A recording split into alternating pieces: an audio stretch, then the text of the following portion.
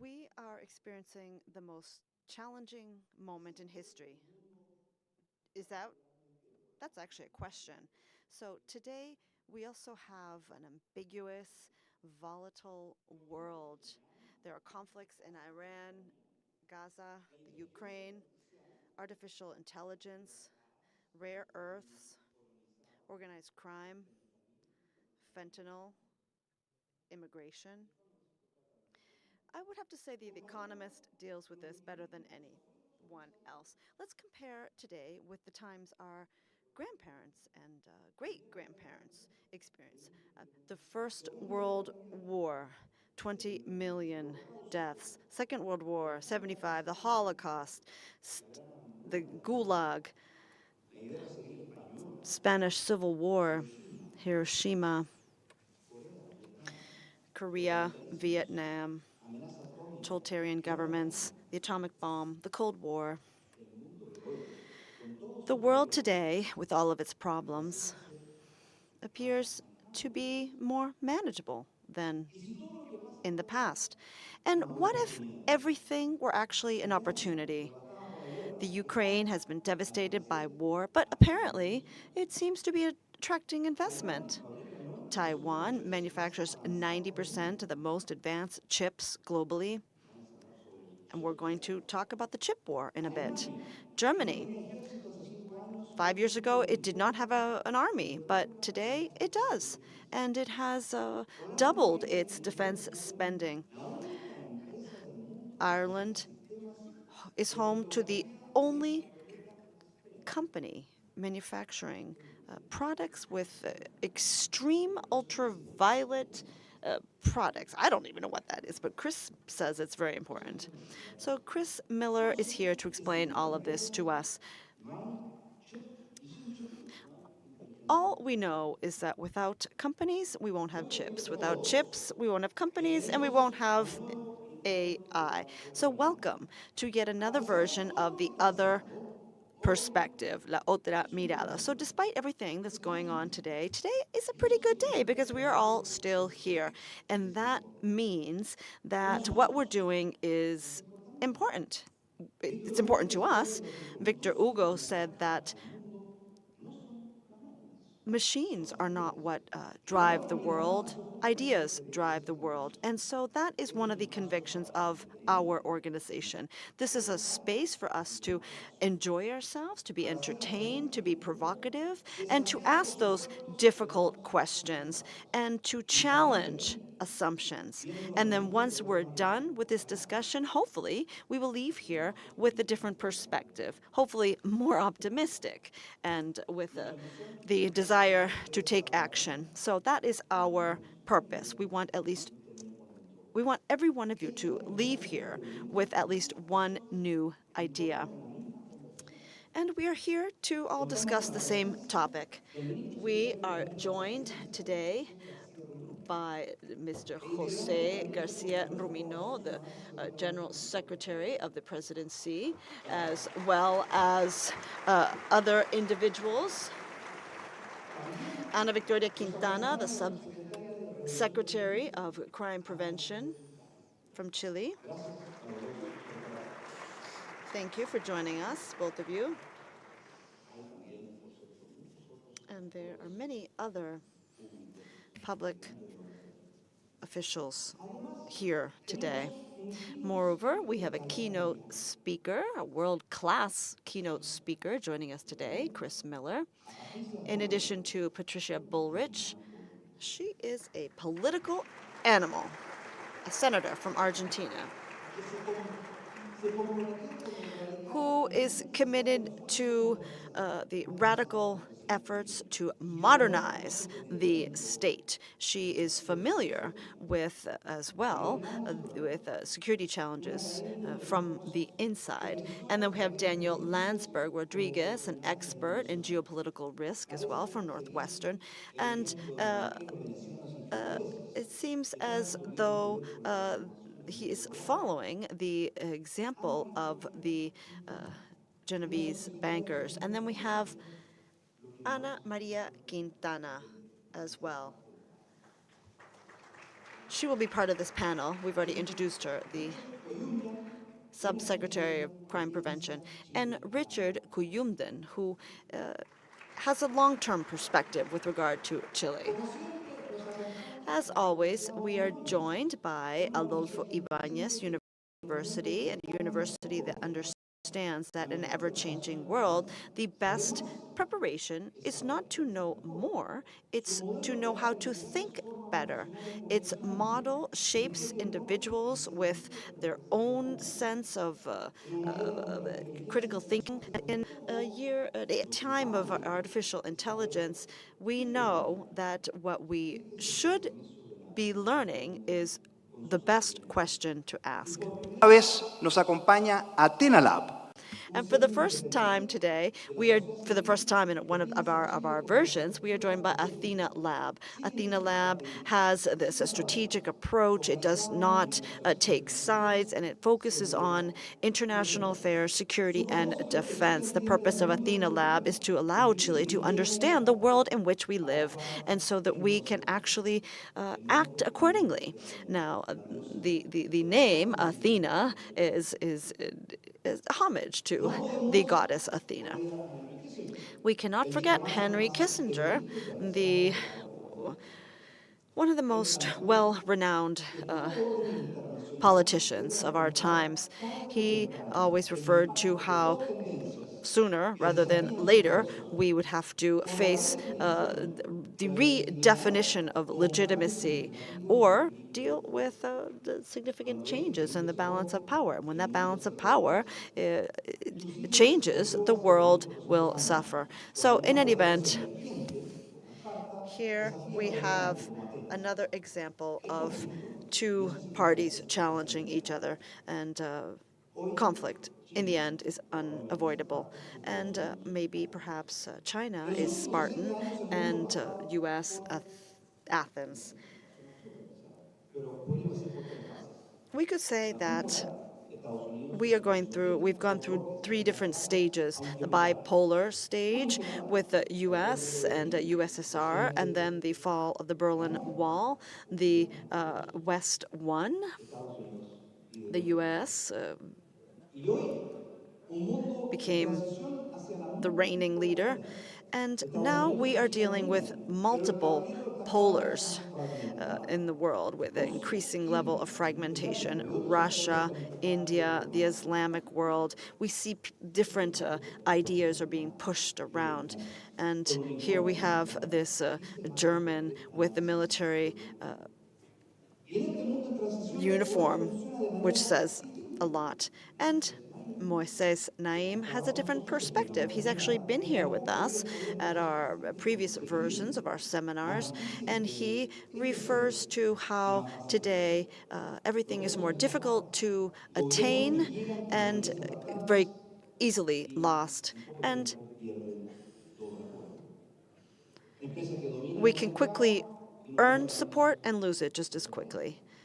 Things Líderes appear que and parecen disappear just as invencibles quickly. y terminan Leaders fracasando. who may seem El to be mundo en invincible transición no solo eventually cambió fall by the quién tiene wayside. el poder, And cambió lo que el poder we significa. know that, Los países well, más his premise is envejecidos that fracasan. it's the end of Les power. ha más que demostrado que no es la We have suerte seen that ni la geography suerte, is not the reigning factor. It's not luck either, son las not alianzas necessarily institucionales. resources either. It's Porque además de institutions todo and eso, ideas. comparten históricas North e Korea, ideológicamente South siempre Korea, they distintas. share Hace geography, 60 años eran language, prácticamente iguales. history.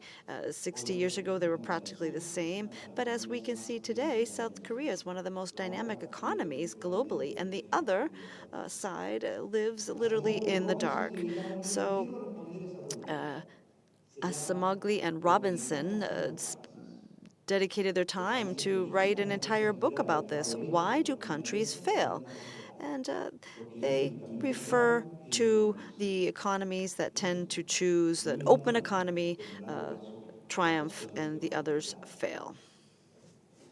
Hay 3 cosas que el There are mundo three things today that hoy the nos world invita invites us a reflexionar. to Primero, ponder. la fuerza no es todo. First, Estados Unidos it's enfrentó not una all guerra about militar con una force. amenaza nuclear The U.S. was facing this fanatical regime in Iran, and everything is being earned or won, one could say, on the battlefield. But there has not been a regime change as of yet, and the Strait of Hormuz is under attack. The other aspect that is clear is that it might not be fatal to be invaded. We know that the Ukraine has become the core of drone technology development. So there's something to be gained from that. And then we also know that policy is slippery.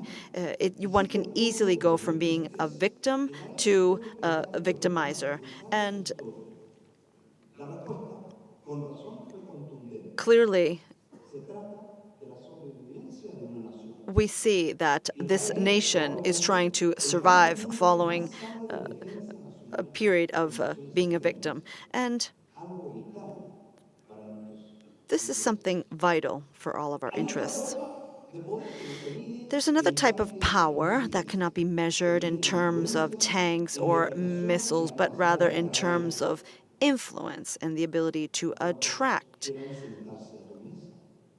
those who you would like to Joseph Mayo have llamó seated esto at your soft table. power.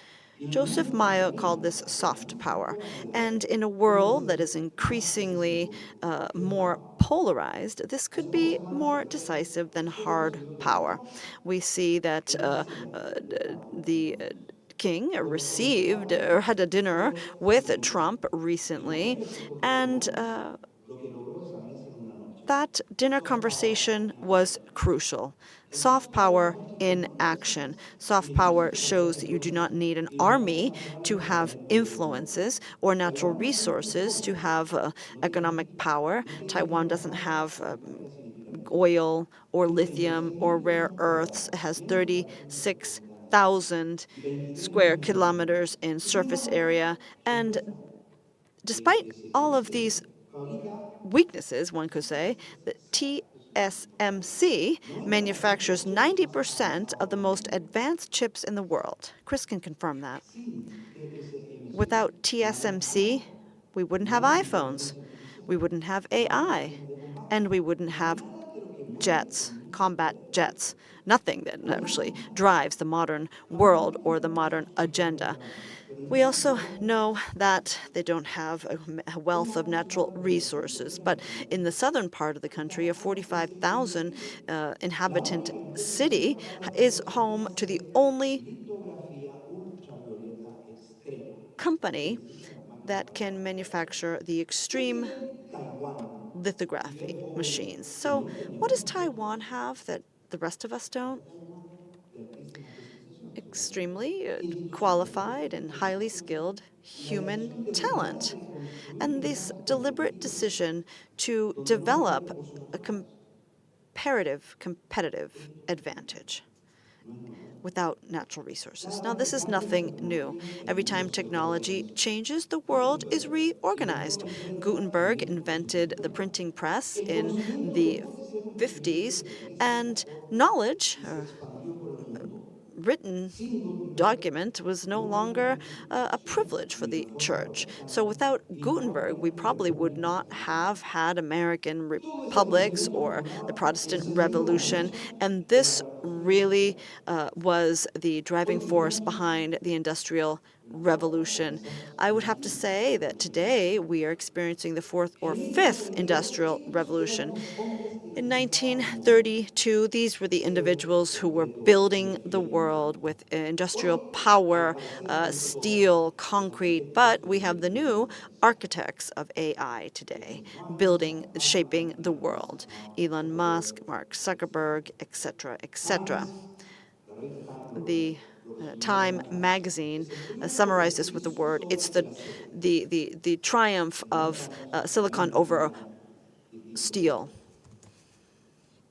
In one Este lifetime, año, but different types of power. Estados Unidos cumple This year, the 250 U.S. años is desde celebrating la declaración de su independencia. 250 years El since 4 de independence. junio And July de 4th, 1776, 1776, 13 colonias se was declararon when independientes. 13 colonies Por primera declared ocasión, independence.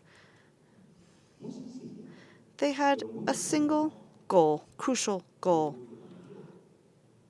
a Todos los perspective, norteamericanos en which, Washington in my opinion, changed the entire world, at They least the all American uh, understood uh, self-evident. side. And it was that we Que hold todos these somos truths to be self that all evident, men are that created all men equal. are created Pues equal. todos los hombres son creados iguales. Qué idea más extraña. What a strange idea. That they are endowed by their That they creator are by endowed by their certain creator by inalienable certain rights. inalienable Que son rights, dotados por su creador de ciertos derechos inalienables. That amongst these are that life, amongst these liberty, are and the life, pursuit liberty, of and the happiness. pursuit of happiness. Que entre estos están la vida, la libertad y la búsqueda de la felicidad. That to secure these rights, That to governments secure are these instituted rights, amongst men. governments are Para instituted garantizar among men. estos derechos, se instituyen entre los hombres los gobiernos, deriving their just powers from the consent of the They're government. deriving their just Esto fue powers from the un consent of the fenómeno government. contemporáneo. Esto no fue un fenómeno This was exclusivamente not anglosajón. Fue a trascendente purely por más de medio Anglo-Saxon proceso phenomenon. Rather, administrativo. the Dutch, the La Spanish, the Revolución francesa. French Nuestra madre patria made también this efectivamente possible. es un Our colonista de ultramar. Se sumó the activamente a la Spanish guerra por la independencia Empire americana y ofreció un modelo took de to the ordenamiento sea and cívico con changed las the constituciones world claras. and Las ideas viajan y cuando en Colombia made empezó a ideas instalar las travel. pacíficas, The Cadiz cambió el mundo. Constitution was Bolívar, crucial in San changing the Martín, world. O'Higgins Bolivar, son O'Higgins, San hijos de Martin, todas estas these revoluciones individuals are culturales. the product De of ahí this formó parte el intellectual decreto openness. centenario. Integremos un gran concierto de naciones This americanas, is all part of alemanas this y large europeas, concert con bases of en American relaciones culturales ideas with similares. similar Al momento de cultural, situar nuestro intellectual mundo, había ideas. que, We creo know yo, that reconocer in estas this ever raíces changing world, it's y important to go aprovecharlas. back to our roots to be reminded of these Ahora, and take full advantage of these. Chile, Now, por cierto, es practically parte speaking, del Chile Pacífico is a y podemos part decir of the que es Pacific una provincia de Chile.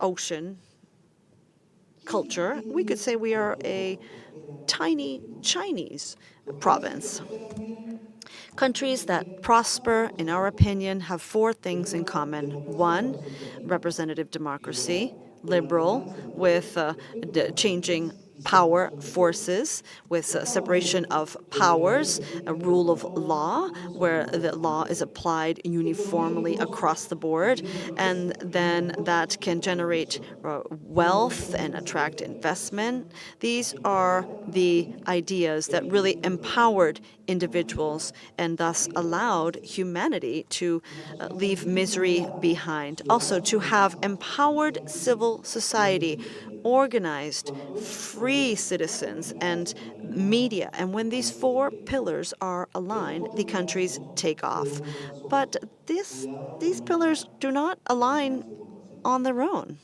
Gramsci, por cierto, entendió muy bien la importancia de la hegemonía We cultural know y el how mecanismo de important gobernabilidad. cultural El poder no hegemony se gana is, solo en las and power is elecciones. not Se just gana en el lenguaje, earned en la and educación, en gained la through interpretación recíproca, elections, but en la through construcción del education sentido and común. by building Es una this lógica common determinada a sense, this aplicar common con paciencia belonging. para que This venza is a las something identidades that needs y to la be independencia y la cultura popular. fostered for Las years. ideas sí Ideas importan, do matter, incluyendo las más básicas como un libre even tiempo the most y tienen basic ones, such consecuencias. as we the people, and they Chile lo have experimenta consequences. todo.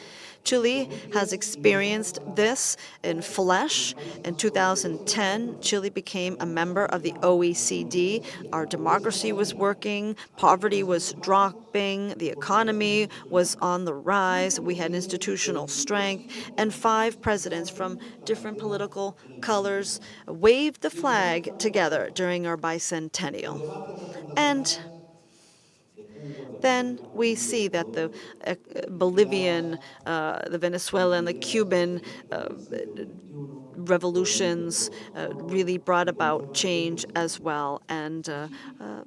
they found fertile ground in Recuerdo que Chile. decía Neil Ferguson, Neil Ferguson con actually toda la reminded libertad us democrática once y that ejercicio de Chile, derecho with all of its constitucional, democratic power, todos esos exercised its constitucionalistas right to ahora luz de paradigmas.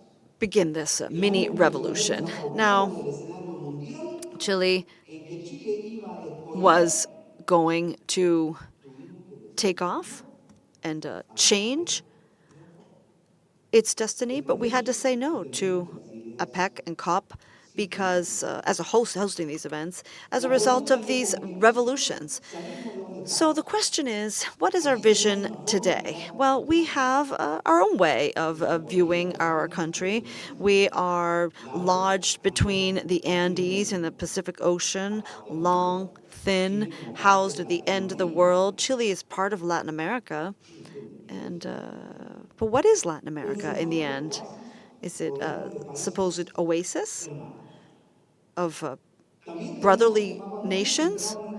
And then, as far as the global context is concerned, Chile is also located in the Pacific Ocean, along the Pacific Rim. Are we part of that world or only on the edge? Maybe this is a more honest map where you can see where Chile is located. We are part of the South Pacific realm.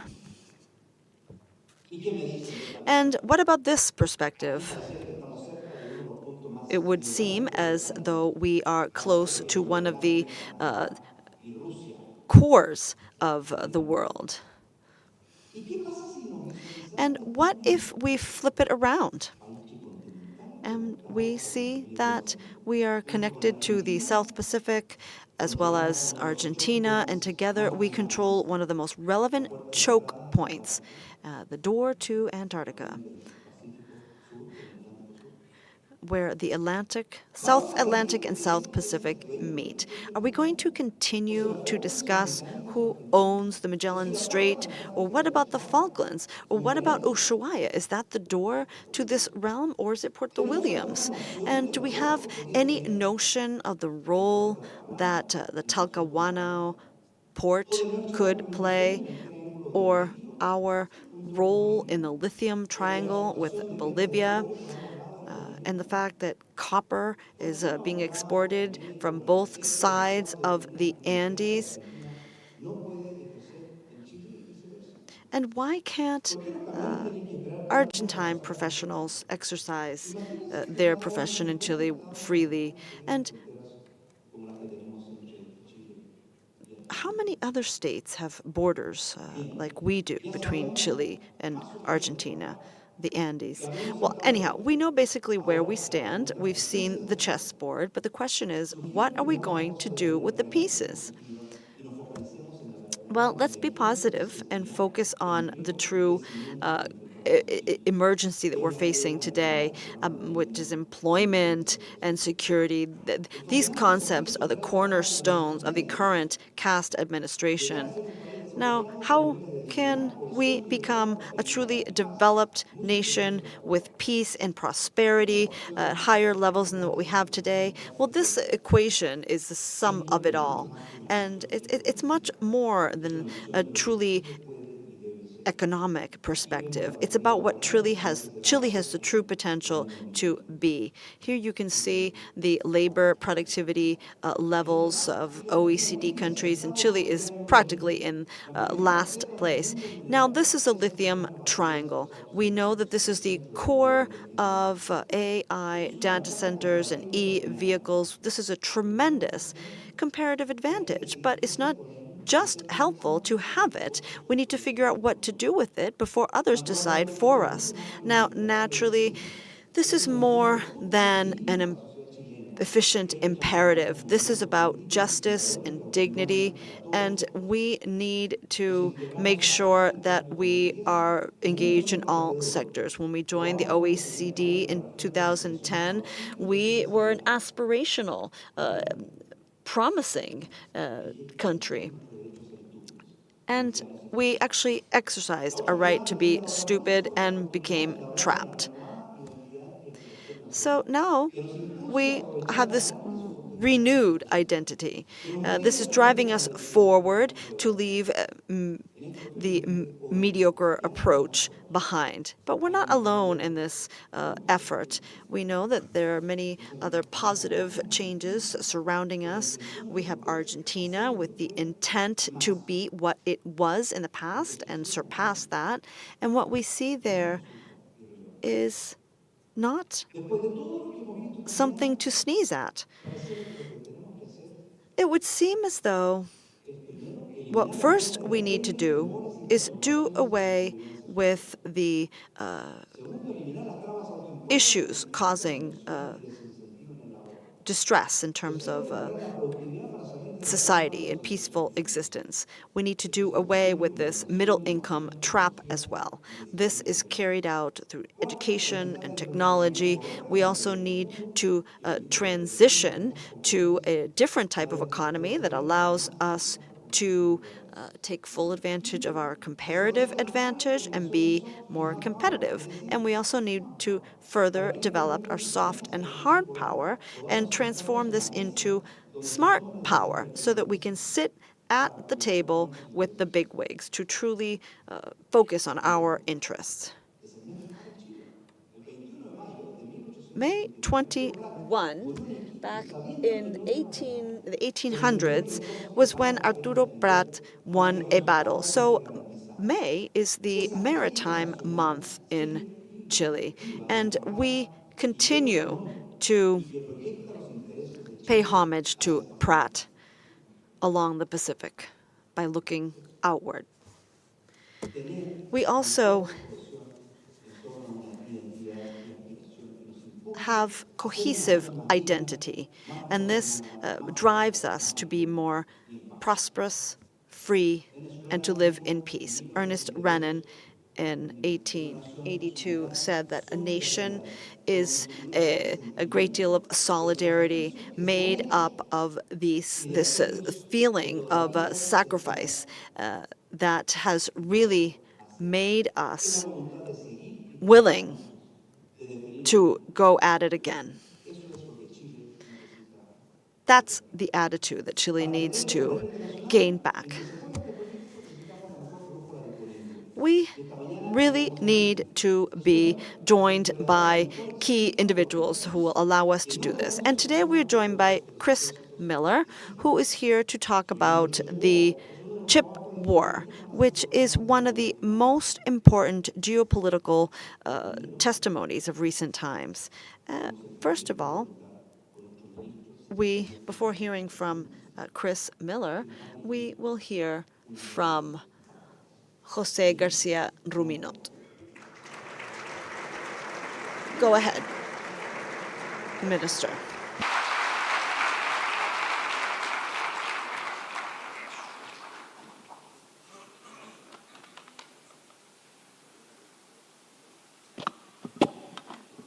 Muy buenos días. Good morning. I want to congratulate Mr. Ibanez for his wonderful presentation, highly motivating, by the way. So allow me to greet the current senator from Argentina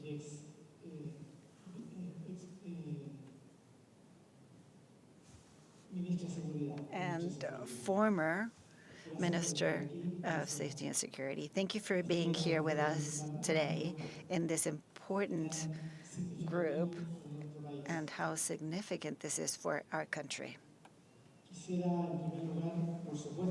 I, of course, would like to first thank the invitation to the seminar that is gathering us here together and to think about geopolitics from a different perspective, a wider perspective, and far more connected to the real challenges that countries are tackling nowadays.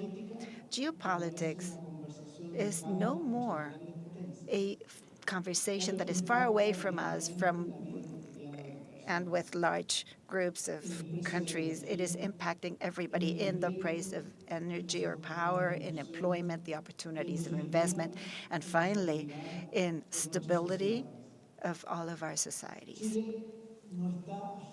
Chile is not away from this scenario. We are going through a complex international context that is marked by conflicts, uncertainty from the economic perspective, volatility in markets, and an increasing competition among countries to attract investment and to generate development.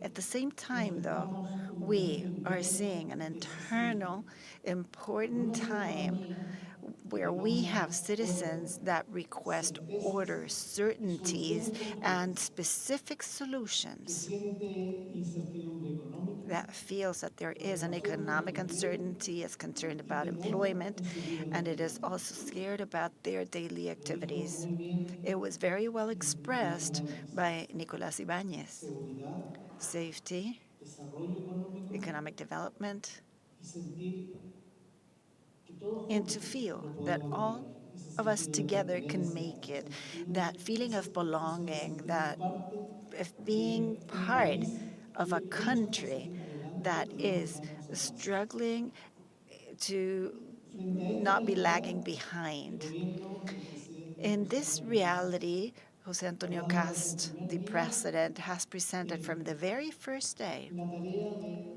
no administrar la the inercia. task of not Venimos a managing hacer un cambio, inertia. We are here entendiendo que to gobernar work no es and simplemente gestionar lo understanding that existente, governing is not just to sino asumir la manage what is responsabilidad existing, but de rather cambiar to la take the vida de las responsibility of personas changing con lives of decisiones people concretas with y con sentido de specific urgencia. decision-making processes, and it is urgent. En estos ya prácticamente 2 meses de gobierno In que these pasamos almost aquí 2 months of en government, nuestra rincón, we un par de días más, have, right, estos Minister primeros 2 meses de Rincon will gobierno be han sido realmente in intensos. these Tenemos celebrations. oportunidades This has been claras. an intense activity, but Nos we ha have tocado very asumir clear un contexto opportunities. internacional We desafiante, have had rápido a y highly impactante para nuestro challenging país, context that impacted frente a our ello country, estamos con and gran we are prisa y acting as fast responsabilidad. as possible, but with tremendous El primer responsibility. proyecto que The venimos a very llevar al first Congreso project that we had to take to no es Congress, el proyecto que se it is está not the project discutiendo en that is estos being momentos, que es el discussed proyecto de currently, which reconstrucción is y desarrollo reconstruction económico y and social. economic and social development. Inesperadamente, al alza del Unexpectedly, precio given the internacional increase del of the petróleo international como uh, consecuencia de la price guerra, of oil, y given the fue un war, proyecto para this was a poder project mitigar los to be able efectos to de esas mitigate alzas the y effect hacer of frente those más equilibrado increases a nuestra sociedad. and to help the Este proyecto no solo se sectors presentó of con our discusión inmediata, country that really sino que need además fue aprobado por amplios activity. mayorías del It Congreso, was highly approved by demostrando the que ante un Congress, sentido de expressing urgencia that y foco when en there is a personas, need of es urgency and posible we are avanzar con focused in acuerdos. people, it is possible to move forward with Este important proyecto, por agreements. supuesto, fue Of muy course, this discutido project was highly discussed. y más de algunos piensan que And no hicimos maybe lo too correcto. many think that we did not do the right Permítanme thing, but traer allow me to bring here a esta sala una entrevista an que se interview publicó en that el was diario Circulación published Nacional in one of hace our muy pocos días national a newspapers Rodrigo Valdés, to Rodrigo Valdez. alto ejecutivo hoy del Is a Fondo high Monetario executive Internacional, of the International quien Monetary fue Fund, nuestro ministro de who Hacienda was en el our segundo finance gobierno ministry in del the second presidenta government Michelle of Bachelet. President Michelle Bachelet. En esta entrevista, In this contrariamente a lo que se interview, pudiera suponer, compared to what we él might dice expect, unas he palabras siguientes: expresses things such as these. ustedes han You visto los números, have pregunta seen, el periodista. the Ustedes journalist han asks, visto you los have números seen the fiscales de todos fiscal los numbers of países, all the incluyendo Chile. countries, including Chile. ¿Hay espacio para Is ayudas there an mayores area para apoyar for el alza del important combustible? help to be able to tackle the Responde Rodrigo increase Valdés. of the oil prices? Rodrigo Chile Valdez tiene más responds, espacio Chile fiscal has more que el fiscal país promedio space en el than mundo, the average country in the pero ese world. espacio But that fiscal fiscal primero area se está first usando. is being used. Estamos con déficit en We Chile have a deficit y in el Chile, gobierno and the no solo government hizo lo que hizo con is los not combustibles, only working sino on que además desplegó fuel, decenas de but medidas also que no son deployed a baratas number of measures y that por are lo tanto not está usando ese cheap. espacio. But this area is Otra being pregunta del used. Another periodista: question by el the gobierno decidió journalist. neutralizar el The precio government decided to del metco neutralize por una the vez para que MEPCO permita finanzas to mayores. allow ¿Fue for acertada another esta medida desde el increase. punto Was de vista this a proper fiscal? measure from the fiscal perspective? Respuesta de And the Rodrigo Valdés: response was, déjeme ponerlo distinto. let me express it in Le a voy a different contestar de la way. I will siguiente be manera. responding like this. Hay otros países There que are han other hecho cosas countries similares that a lo have que hizo done Chile. similar things as Por Chile has done. ejemplo, As an el Reino example, Unido. United Kingdom. Ahí nosotros hemos dicho que ellos We están have haciendo expressed políticas that they que are están bien working on alineadas con policies nuestras that are recomendaciones very well aligned en with our términos de cómo vamos a resolver recommendations esta crisis. related to how to absorb this shock. What I would like to show here is that somebody that is not part of our government, somebody that has a tremendous responsibility in the IMF, on how they value the path that President Jose Antonio Cast has chosen, the government of Chile has chosen, to be able to work with this country, and given the different situations that we are very far from, such as the war and the permanent increase of the international oil prices. We are not crazy. I would like to express that we can assure you that we are doing what we need to do, that we are convinced that we're working properly for our country.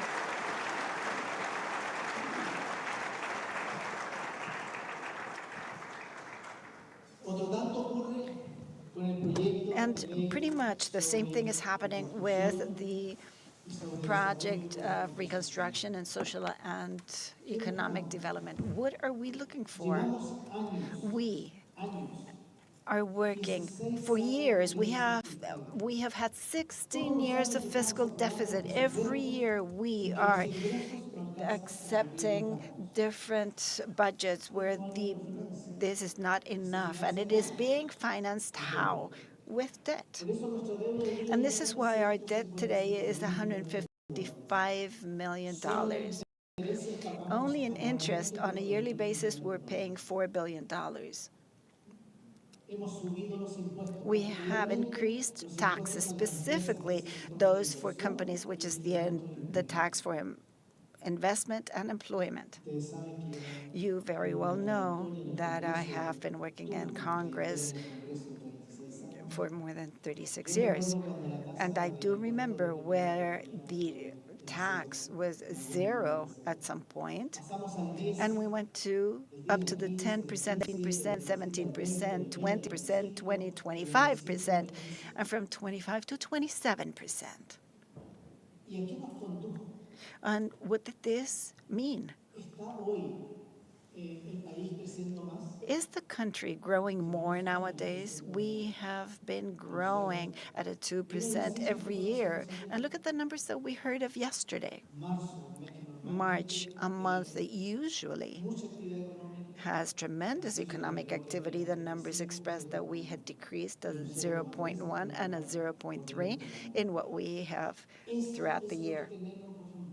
This is what we have to break, that inertia that we need to break. And we're doing it with what is being proposed is that the tax that all companies are paying should be lowered from 27 to 23%, which is the average of the OECD. When we hear of this discussion, it seems like we are talking about taking that tax to 0%. No, what we are simply looking for is to create those conditions that will allow for more investment and more employment. We have heard of the employment numbers, almost 900,000 people unemployed, 2.5 million people in informal labor. We cannot continue in that path, and that becomes a tremendous challenge, and what we all together have to deal with, all united, with courage, with conviction, which is what Chile is expecting from us. Thank you very much, and good morning.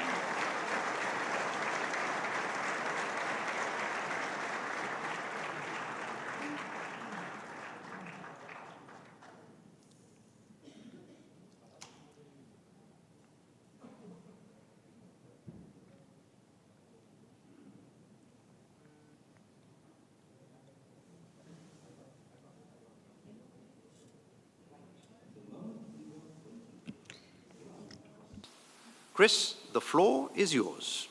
Come through.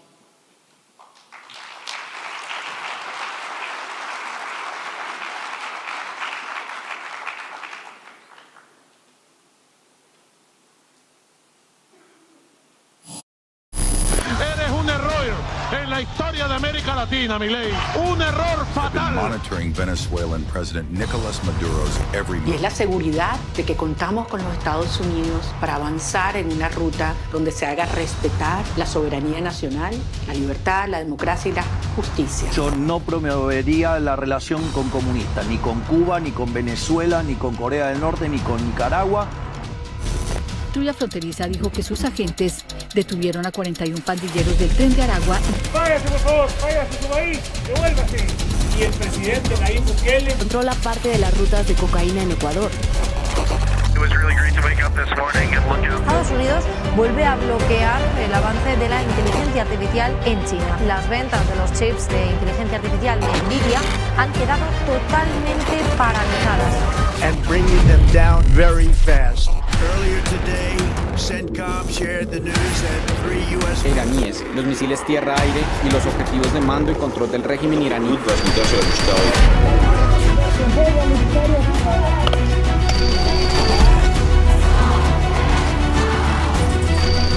In early December, it was the result of months of abstinence.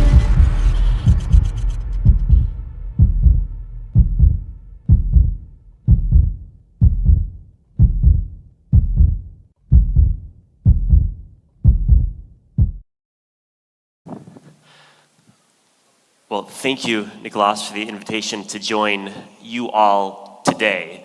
What I'd like to do in the next 30 minutes is provide you with a new perspective on technology and on geopolitics, which I'll suggest to you are impossible to understand separately and can only be understood together.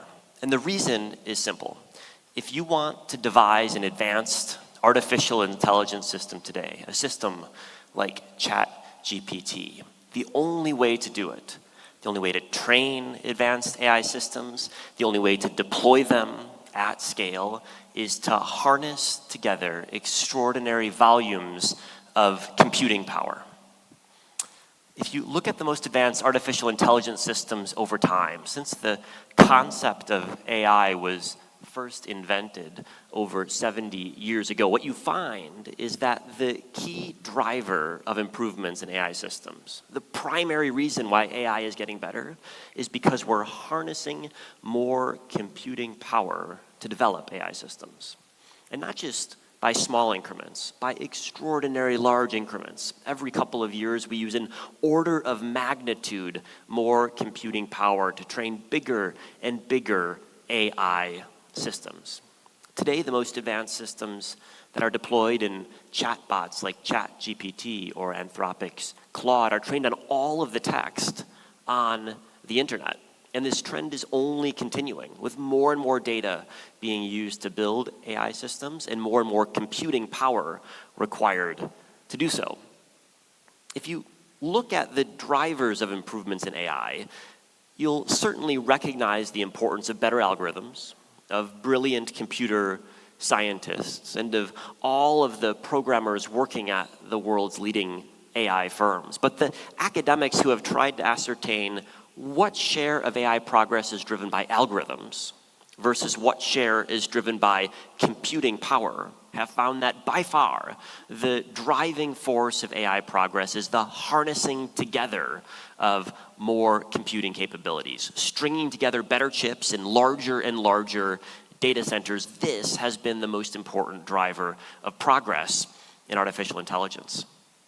And to draw this conclusion, you can look at the academic studies that I've cited here, or you can just follow the Twitter account of Sam Altman, who on a regular basis has to tweet his apologies to the world's users of AI systems because even the world's leading titans of technology cannot acquire all of the chips they need to both train and deploy AI systems, and he's not alone.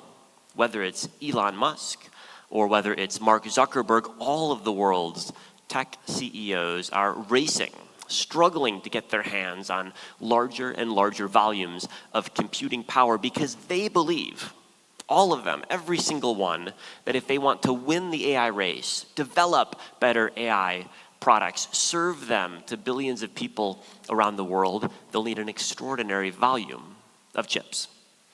This is certainly true in Silicon Valley, where the biggest technology companies each are investing over $10 billion every quarter to acquire chips and install them into larger and larger data centers. But it's also true in China, the world's other technology leader, where all of the leading AI companies there as well talk about their challenges in acquiring the most advanced chips. And of course, China is more challenged than the US, because for them, acquiring chips is not simply a technological or a financial problem, it's a geopolitical problem, because the United States is restricting China's access to the most advanced semiconductors. And all of this matters for economic reasons. The world's largest companies by valuation, from NVIDIA to Broadcom to Google, all of the trillion-dollar companies in the world are companies that could not exist without semiconductors and the AI capabilities they enable. This matters technologically, of course, because as I noted at the outset, it's chips that have driven advances in AI capabilities. But it also matters because since the origins of the first computers, it's been impossible to separate the economic and technological capabilities they enable from the military ones. And indeed, as I wrote in Chip War, the first chips that were created were invented precisely for military capabilities. They were put in the guidance computers of the nuclear missiles that both the United States and the Soviet Union aimed at each other during the Cold War. That's the origins of all of the computing capabilities we have today. The computing in your smartphone, the computing on your computers, the computing in the data centers that make AI possible. And just like the chip industry emerged out of Cold War era military competition, so too today, AI is at the center of next generation defense technologies. Now, for a while, in the early days of the computing industry, the hard challenge was guiding munitions. And so early guided munitions like the laser-guided bombs pictured here were the initial users of semiconductors for military purposes. But today, everyone's smartphone has the guidance capabilities needed to direct a munition to its target. GPS plus communications capabilities are all that you need. And so even North Korea and Iran have precision capabilities sufficient to cause major military challenges to their neighbors. Today, the frontier of computing is different. It's deploying AI in military systems. And although when you watch science fiction films or read science fiction literature, you might think that AI and military affairs is something for the future, if you listen to military officials in the United States, in Beijing, in Russia, in Ukraine, and Israel, all around the world, AI to them is not about the future. It's about today. Because today they're already deploying AI into a range of military capabilities that are already deployed in the Middle East, in the Russia-Ukraine war, and most importantly, in capabilities that are being developed, tested, and deployed, but thankfully not yet used in the Indo-Pacific. Which raises a question. If the world's technology titans are racing to acquire as many computing capabilities as possible, and if the future of the balance of military power depends as well on access to advanced computing, how is all this produced? How do we get the chips that we need for our phones and computers and for AI data centers? And the answer is, I think, key to understanding geopolitics today, because unlike every other thing we consume, there's only one supply chain for semiconductors. Only a single supply chain that we all rely on for our phones, for our computers, for data centers, and for defense systems. It's a supply chain that begins in Europe, stretches through North America, and concludes in East Asia. Above all, in Japan, in Korea, and in Taiwan. And you can't make an advanced chip, you can't make a new smartphone, you can't make a cutting-edge AI data center without contributions from all of these countries. Nothing else is so concentrated as the chip industry. We saw videos just a moment ago of the Straits of Hormuz, but only a relatively small share of the world's oil flows through the Straits of Hormuz. 90+% of the world's advanced chips are produced in Taiwan. As Nicolas mentioned, 100% of the world's photolithography machines, which are used to produce chips, are made in the Netherlands.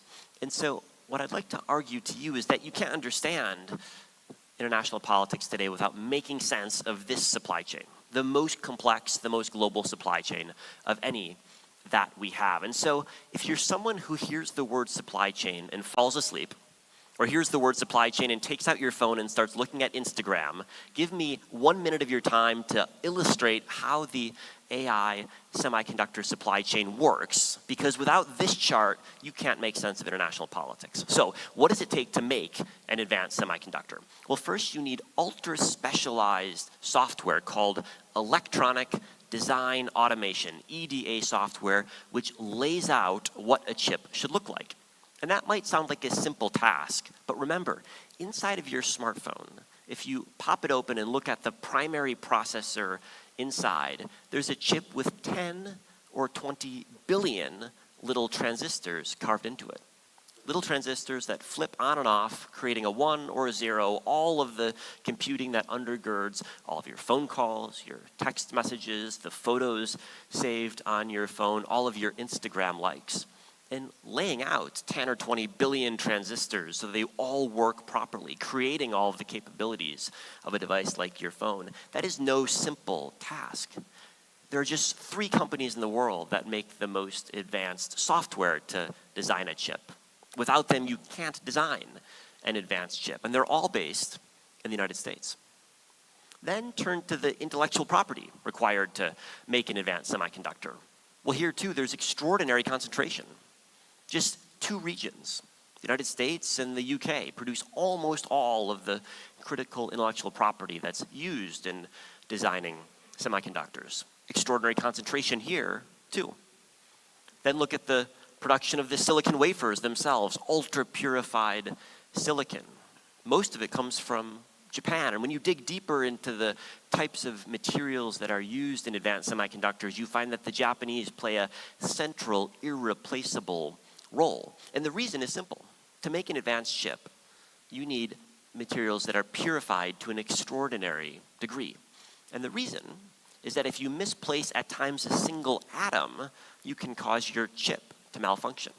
And so all of the materials that go into an advanced chip, from the silicon to the germanium to gallium, any other material that you use must be purified often to the 99.99999999. That's what the industry calls 10 nines level of purification, to make sure not a single wrong type of atom is in your materials.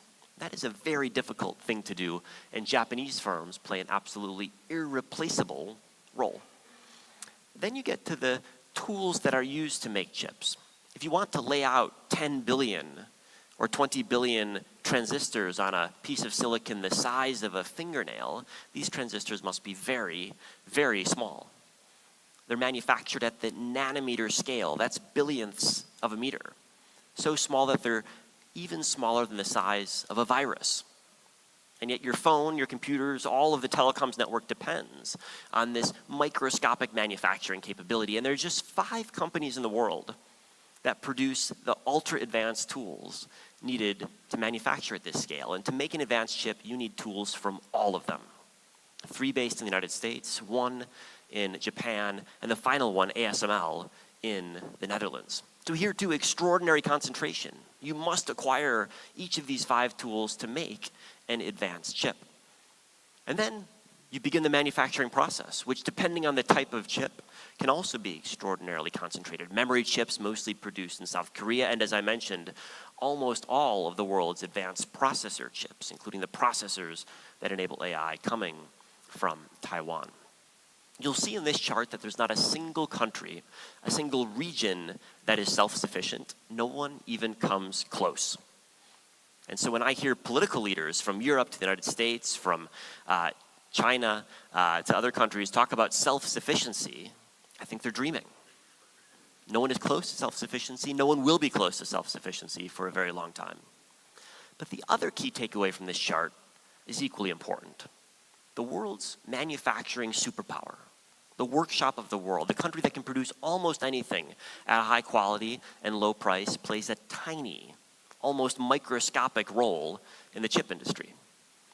China's the world's largest importer of semiconductors. Most years it spends more money importing chips than it spends importing oil. And understanding this is key to understanding China's only remaining weakness when it comes to competition with the United States. China produces everything else that it needs when it comes to manufactured products, except for semiconductors. And this is a vulnerability that Xi Jinping is dead set on mitigating. But it's very hard. He's been trying for a decade, pouring tens of billions of dollars each year into building up China's chip-making ecosystem precisely because he realizes the danger that China faces, importing most of its advanced chips from countries that he considers adversaries, from the US, from Europe, from Japan, from Korea, and above all, from Taiwan. And yet, for almost a decade, the US, along with its allies, have been restricting the sale of tools like these to China. This is the extreme ultraviolet photolithography machine that Nicolas mentioned at the outset. A critical tool, the most important tool in manufacturing an advanced chip. A tool without which none of the key chips in your phone or computers or data centers can be manufactured. Tools that are completely controlled, 100% market share by ASML in the Netherlands. And these tools are the most complex machines humans have ever made. Inside of each one of these tools, there's one of the flattest mirrors humans have ever manufactured, the most powerful laser ever deployed in a commercial device, and an explosion happening constantly as a tiny ball of tin is struck twice with the laser, explodes into a plasma that measures 40 times hotter than the surface of the sun. This plasma emits light at just the right wavelength to bounce off about a dozen of the flattest mirrors and hit a piece of silicon at the exact right location to carve one of the 10 billion transistors that the chip inside of your phone might require. These tools have hundreds of thousands of parts. They cost hundreds of millions of dollars each. They require multiple 747 airplanes just to move. And they can't be sold to China. Nor can China make them on their own. They've been trying. We know that China has hacked into ASML's servers, as has been repeatedly publicly reported in Dutch media. We know that China has been hiring former ASML employees now for almost a decade. We know there's a project outside of Shenzhen administered by Huawei to learn how to replicate these tools. And for almost a decade, China's been cut off from this manufacturing capability and can't figure out how to recreate it. Which is why, for now, China remains utterly dependent on Taiwan for its most advanced semiconductors. A supply chain like this creates a series of choke points. Choke points that can be, and are being, and will be in the future exploited for geopolitical purposes. The biggest choke points are in East Asia. Taiwan, as I mentioned, produces almost all of the world's advanced chips and even a large share of the world's less advanced chips, making it almost impossible to manufacture devices like cars or construction equipment without sourcing chips from Taiwan. And indeed, the trend of autonomy, of making devices more capable of thinking on their own, is going to increase our reliance on exactly the type of advanced chips that Taiwan produces better, vastly better, than anyone. Now, today when we think of autonomy, we think of next generation systems, things that might be produced in the future but are not yet existing today. But when you look at legacy industries like the automotive sector, what you find is that the fastest growing component by dollar value in cars today are the advanced chips that let cars increasingly drive themselves. And what's very clear, whether you're in San Francisco or in Shenzhen, is that automated driving is taking off very rapidly, which is going to require even more of these chips. And it's not only true in cars. The same trend is true in agricultural equipment, where new tractors have multiple advanced AI processors on board as they autonomously drive themselves through fields and identify what's a crop and what's a weed. It's true in drones, like the types of drones that are being widely deployed, many of which have advanced processing capabilities, using computer vision, for example, to determine what's an enemy target. We're in the process of deploying autonomous operation across our economies. We're already in the early stages, and over the next decades, we'll add autonomy to more and more devices, which means that we'll add advanced computing capabilities to more and more devices too, which means we'll become even more reliant on the types of chips that today only Taiwan can produce at scale. And as AI improves, as it falls in price as it has to an extraordinary degree over the last couple of years, we're going to use even more autonomy in a larger variety of systems, which means that our reliance on the chip industry, our reliance on the supply chain that stretches across the world, and our reliance on Taiwan is only poised to grow, which of course creates extraordinary geopolitical vulnerabilities, both for China, which is utterly dependent on advanced chips from Taiwan, as well as for the rest of the world, which needs those chips too. And this dependence on Taiwan intersects in a very dangerous fashion with the rapid increase of Chinese military capabilities, which are precisely designed to either blockade or attack Taiwan. It's exactly what China's been building up over the past several decades. And on a regular basis, China exercises those capabilities, sending its navy to the far side of Taiwan, using its air force to cut off air access into Taiwan, accidentally cutting some of the fiber optic cables that connect Taiwanese industry to the rest of the world. Xi Jinping wants the Taiwanese to know they're next. Hong Kong first, Taiwan second. And the question is, when can he develop the confidence he needs to move? He's repeatedly said the acquisition of Taiwan is only a matter of time. And the question is, how long will it take for him to develop the confidence he can move and win?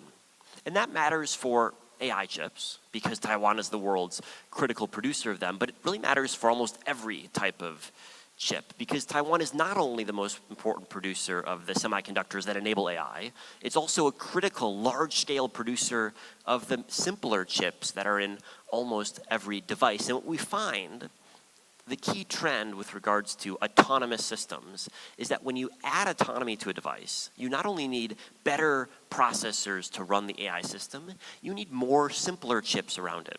Simpler chips for the communication, simpler chips for all of the sensors. All of the capabilities that make autonomy possible require even more semiconductors, which means that even if you have an alternative supply of AI chips that aren't coming from Taiwan, there's a high likelihood that your system will still need other chips that are mostly sourced from Taiwan. Just to understand the number of chips we rely on today, just think of your smartphone. There's a processor inside of your smartphone which almost certainly is made in Taiwan. There are 2 memory chips likely manufactured, both of them in Korea. There's a chip that connects to the Bluetooth network, a chip that connects to the Wi-Fi network, a chip that connects to the cellular network. Actually, multiple chips are required for that capability. There's a chip that turns your voice into a long string of ones and zeros so it can be transmitted through the telecom network. There are multiple chips that manage your camera. There's a chip that knows whether your phone is held like this or like this. And that's just in a smartphone. A new car will have 1,000 chips on average inside of it, which means that we're going to be more and more reliant on chips for all aspects of our lives. And that's even if robotics doesn't take off. And it looks like robotics capabilities are on the cusp of a rapid improvement, which will require even more of the semiconductors that I've discussed. And this raises, I think, profound questions. Profound questions because there are severe choke points when it comes to sourcing these chips, but also profound questions about connectivity and autonomous security. Now today, as you well know, almost every device connects to the internet. It's impossible to buy something that doesn't have Bluetooth or Wi-Fi capabilities. Even my dishwasher connects to the internet. Nobody knows why, but it does.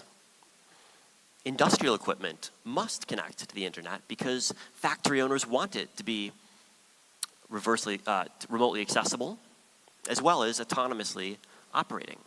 And this raises important security questions. If a device is remotely accessible, who gets to access it remotely? And if a device is semi-autonomous or fully autonomous, who gets to write the autonomy software? We've just begun to think through how profound and destabilizing this question is going to be. But what I'd suggest to you is that an increasingly large share of our economy will have this set of questions asked to it. One of the interesting news stories from 18 months ago was that US intelligence reportedly found extra modems on equipment in US ports, equipment that was produced by a Chinese manufacturer. Now today, every port crane has a modem on it. That's how you get the remote accessibility that you want for efficient operation. But it raises the question, who can access these remote capabilities? And US intelligence was fearful that China could shut off US ports in a time of crisis. China, for its part, has imposed a range of its own restrictions on imported equipment from the West. Tesla, the car company, has been in a half-decade-long battle with the Chinese Communist Party, which has repeatedly restricted where Teslas can drive because the Chinese are concerned that the cameras that are necessary for autonomous driving are collecting data about critical infrastructure and sending it to Washington. And indeed, the Chinese have put in place special restrictions about where Teslas can drive when the Chinese leadership is meeting in Beijing. And I think China's not paranoid to be worried about cars. Last year, a group of Norwegian cybersecurity researchers bought a Chinese car in Norway. They did a teardown of every single sensor on the car, tracking where the data from that sensor ended up. They found, first, no surprise, that there were dozens and dozens of sensors in a new car. Cameras outside the car, mapping the road, enabling autonomous driving features. Radars outside the car, also mapping the road for similar uses. Ultrasound sensors for short-term crash warnings. There were temperature sensors and GPS sensors tracking the location of the car. There are sensors inside the car. If you speak to your car to ask it to call somebody, there's a microphone inside of your car at all times, listening for you to say, "Call mom." If your car has a driver attention system that pings when you're looking the wrong direction, that's because there's a camera staring at you at all times. Most of these cameras can not only look at your face, they look at your eyes to see, are your eyes looking straight at the road or are they veering off in one direction? I would posit to you it matters a lot who has access to all of this data. When the Norwegian researchers did a teardown of their car, they found that 90% of the data from their car, Chinese manufactured, ended up on servers in China. They found that the cameras that were used outside the car to map the road were also capable of recognizing license plate numbers and facial recognition. They found that the microphone inside the car, waiting for a command from the driver, transmitted its data outside the car, also to a server in China. Port cranes, new cars, across our economy, as we connect more devices to the internet, as we give them more autonomous capabilities, we will face more questions about cyber security. And increasingly, it will be impossible for any country to ignore these questions. China's fixated on it. The United States is fixated on it. And both countries are fixated on making other countries pick a side. And because the US and China will write the rules of their collective technology ecosystems, and because they are the only two technology ecosystems that matter, it will be very difficult for other countries not to pick a side. Your choice will be to buy either Western or Chinese telecoms equipment, either Western or Chinese undersea cables, either Western or Chinese AI models. There aren't really other options, which means that even countries that are far from the United States and far from China will be impacted, I think profoundly so, by the technology competition between them. And it's just getting started. This is why I think President Trump is not crazy when he tweets in all caps, as he did last year, that the entire electronics supply chain is of national security concern. Now, some of you may have noticed that you don't always need to pay attention when President Trump tweets in all caps. But this one, I think, is serious. It's serious because it's not only President Trump who has concluded that the entire electronic supply chain presents potential national security threats. Beijing has been operating under the exact same assumption now for more than a decade. That was the key driver behind its Made in China 2025 industrial policy. It's the key reason why China is pouring more money than ever before in its semiconductor industry. And if the entire electronic supply chain presents security issues, anyone who uses electronics is going to have to think about how they fit in. And so the supply chain of electronics is, I think, becoming the central focal point of geopolitical competition today. This central venue where China and the United States are facing off to set the future of geopolitics. And it's stretching from the top of AI systems, the AI models that we use, all the way to the bottom of the supply chain, to the critical minerals inputs, which today are largely produced or at least processed in China. And it's been striking to me to see at just how many points in the supply chain different players have tried to weaponize their position for political advantage, cutting off their adversaries, demanding that customers share very sensitive supply chain information with governments, trying to use the nodes that they control to shape how third countries make decisions. And I would posit to you that this trend of supply chain warfare is just getting started. And it presents a profound challenge for governments and for security officials around the world. It presents a profound challenge for all of us because of the mind-boggling complexity behind today's electronic supply chain. Just look at a motherboard in a contemporary computer. Computers are simple machines in comparison to AI servers or autonomous vehicles. But the number of devices that's today attached to a printed circuit board like here is extraordinary. Sourced almost certainly from dozens of different countries, crossing national borders, dozens, hundreds, perhaps even thousands of times. And yet we can't understand security affairs or geopolitics today without making sense of these supply chains. It also poses a dilemma because if you want to shift supply chains, it will take you a very long time. A new chip-making plant at the cutting edge, like the Samsung facility pictured here, costs twice as much as an aircraft carrier. It's an extraordinary sum of money, $20 billion for the most cutting-edge plants, which is why most countries can't even dream of supply chain self-sufficiency. And even the largest economies, China and the United States, will struggle immensely to increase the extent to which they have resilient supply chains domestically.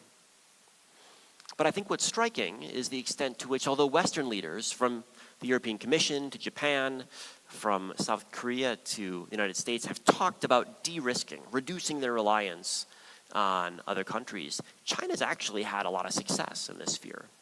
If you look at what China imports, when it comes to manufactured goods, it imports almost nothing except for semiconductors. It's the only product that China is still fundamentally reliant on the outside world to manufacture. By contrast, the West relies on China for a whole range of products, many of which aren't as hard to make as semiconductors, but as President Trump learned last year, if you don't have the rare earth magnets that your car industry needs, you're in political trouble. And I would posit to you that China's industrial policy is still in its early stages. The subsidies that China is pouring into its semiconductor industry keep expanding year after year, which is why the production of lower-end chips in China is growing quite rapidly, even though China can't produce the cutting-edge versions that AI requires. And all of this, to me, suggests that the race to produce more computing power will be both central to the future of technology, but also inseparable from geopolitical competition.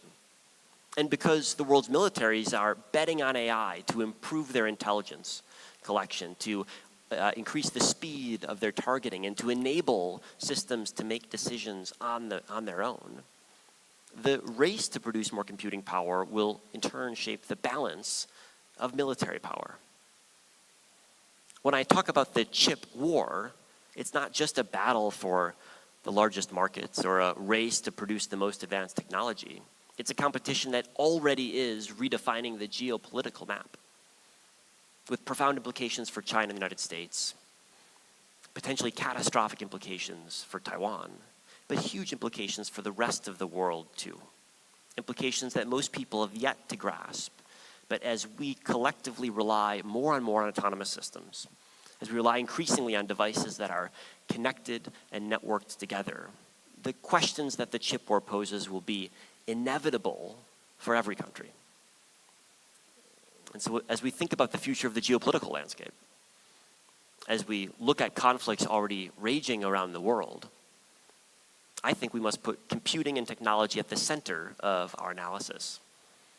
Not because our lives rely on it, but because the world's key geopolitical actors are calculating around the computing industry, calculating that they need access, calculating that their defense systems require it, calculating that ultimately the future of power will be about military power recast by computing power. And it might sound like something for the future, but if you visit Washington, if you visit Tel Aviv, if you listen to what both the Russians and the Ukrainians are thinking, and if you watch what China's been investing in when it comes to military systems, the application of AI to national security is not something for the future, it's something happening today, which is why understanding the chip war and preparing for the dilemmas that it poses, I think is a key challenge for every country in the world.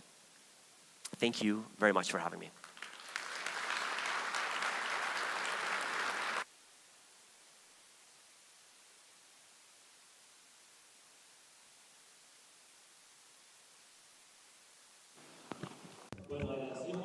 We want to thank Chris for this amazing presentation. And now we would like to see the world in which we're living today. Specifically, for those of us that are here today that are going through the boring world of the 90s and 2000s, where we thought that liberal democracy, international cooperation, globalization was part of the permanent status from here on. We today realize that the world is moving in the area that has always been moving in, and it forces us from the perspective of universities to train future professionals in a more holistic fashion that allows them to have a concept of a intellectual plasticity that is more interdisciplinary. But it forces us to think about what is happening in the following countries. What we would like to do now then is to present our panel that was already introduced by Nicolas. The conversation will be led by the Dean of the School of Government of University Adolfo Ibáñez, Ms. Maria José Nadón. But prior to this panel, we would request from the Undersecretary of Crime Prevention, Ms. Quintana, that will be part of this panel, to go through a brief presentation and provide us the context of the conversation that comes next.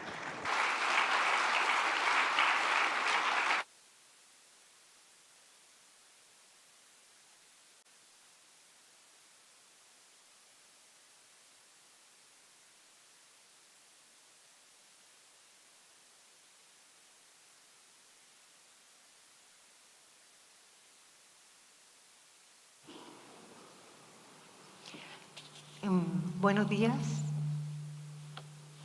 Les voy a... Can you hear me? Good morning. I want to thank you for the invitation and, of course, greet all of you. And I was just introduced. I am Ana Quintana. I am the Undersecretary of Crime Prevention of José Antonio Cast's government. And I would like to tell you about what we are finding, what we know about what is happening in Chile nowadays. And that is affecting us all, which evidently has lowered quality of life of Chilean people in these times.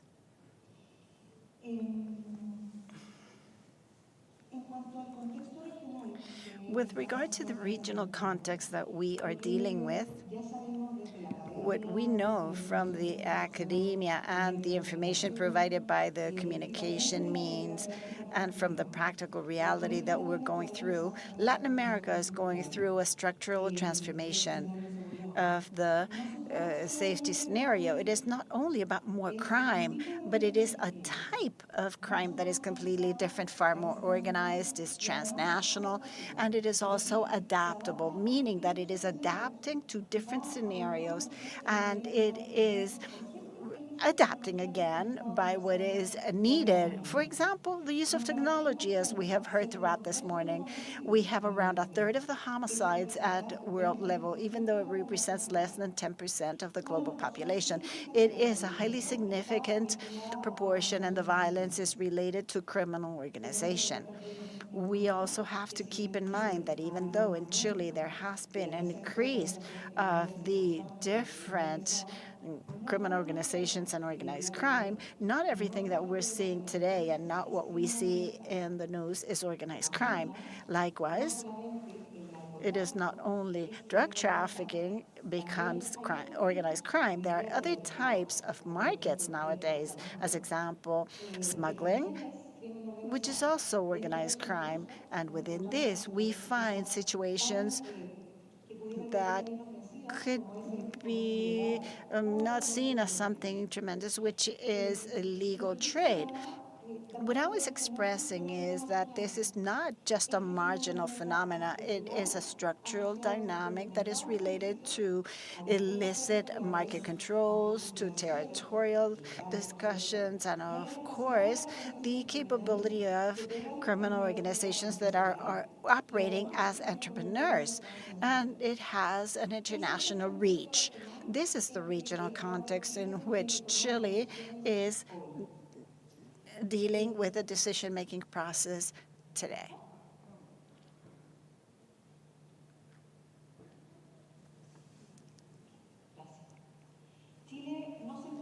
Chile is not in the situation of the most violent countries of the region. Our homicide rates are lower than the Latin American average, which is a fact. And I will be stopping here for a minute, where this has been relevant in the public policies to have transparency. This transparency means that what we want is for citizens, academia, and all of the stakeholders in the social scenario can permanently have available the context and reality that we're going through. The fact that this country has the lowest level of homicides of the region would be a strategic error to interpret this as immunity. This is why I would like to talk about transparency. The indicators are showing clear images of convergence at national level. As an example, the higher transnational organized crime, the use of the national territory as a logistics platform, specifically ports and international corridors. And likewise, the capability that we have in the use of technological tools, as well as with different crimes that were marginal in Chile, like armed trafficking, people trafficking, as well as trafficking or smuggling of other types of crimes, as well as organized crime.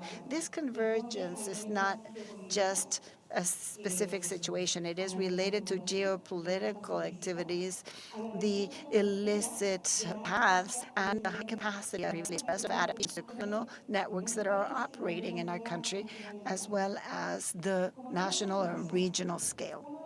As new threats, one of the important challenges that we have identified that are directly dealing with what we have already heard is that the borders between internal security, regional security, and geopolitics has become, in the criminal activity, a very different frontier or border to see. This is for extortion, for money laundering, and for different types of operations. It is working with drug trafficking, with weapons trafficking, precursors that are either chemical or human trafficking as well.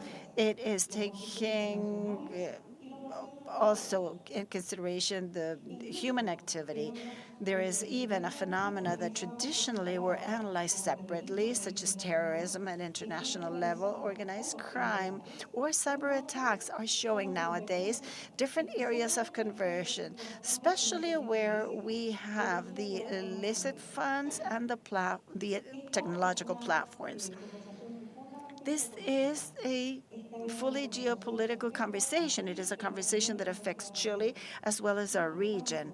Therefore, Chile cannot have a perspective from a distance. We have to be involved as individuals, as institutions, and as state. The relevance of La Otra Mirada security is not built only from the reaction, and probably the most important point that I deal with because of my type of job is prevention. It is not from the perspective of the use of force. Regional evidence has shown us, first, that the punitive responses or militarized responses can produce a short-term response, but it is of a high institutional and democratic cost. Prevention, strategic intelligence, the financial analysis, and international cooperation are all important elements to avoid consolidation of organized crime. The states that are acting late in this area are paying exponentially high prices in governance, and it, of course, means that there will be a risk for democracy. It is in this sense that La Otra Mirada is not only, or the other perspective is not only an academic area, it is a supply for better public policies.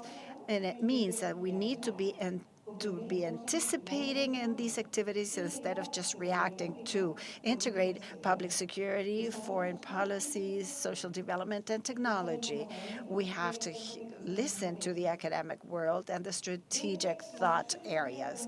From the Undersecretary of Crime Prevention, we understand that this is necessarily multidimensional.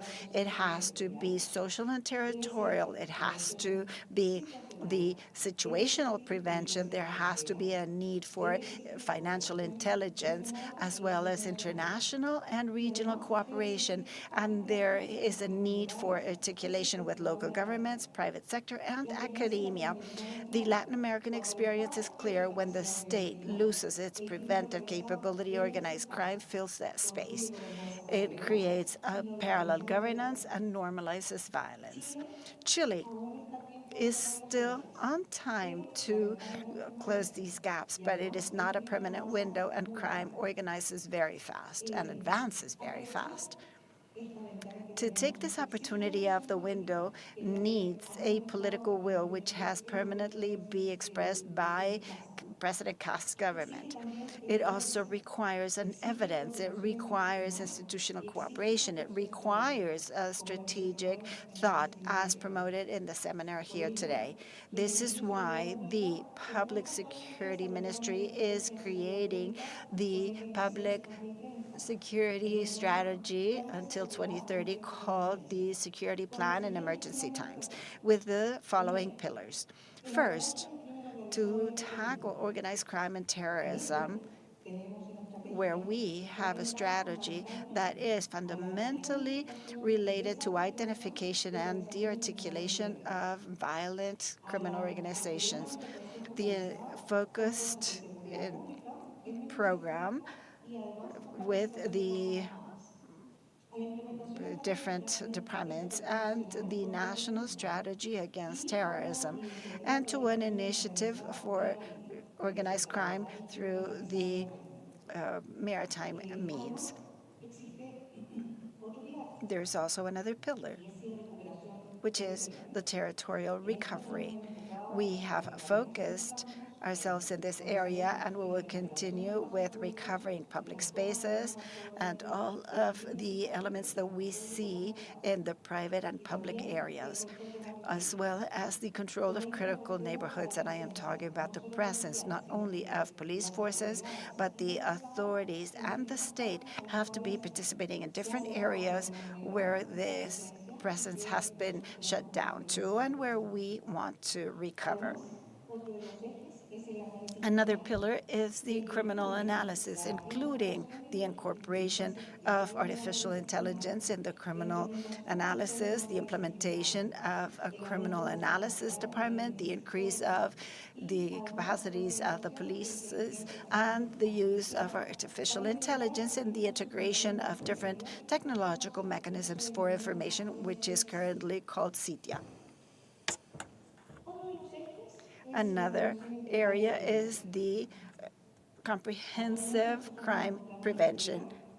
we want to have a bylaw that is presented to the Congress together with the Internal Affairs Ministry, and it is related to a promise of the campaign, which is the creation of a registry of criminals.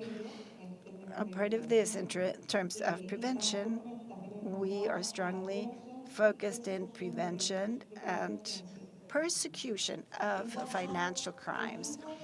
In the first pillar, which is the strengthening of the police forces, we are working on everything related to the use of less lethal weapons, as an example, municipal security.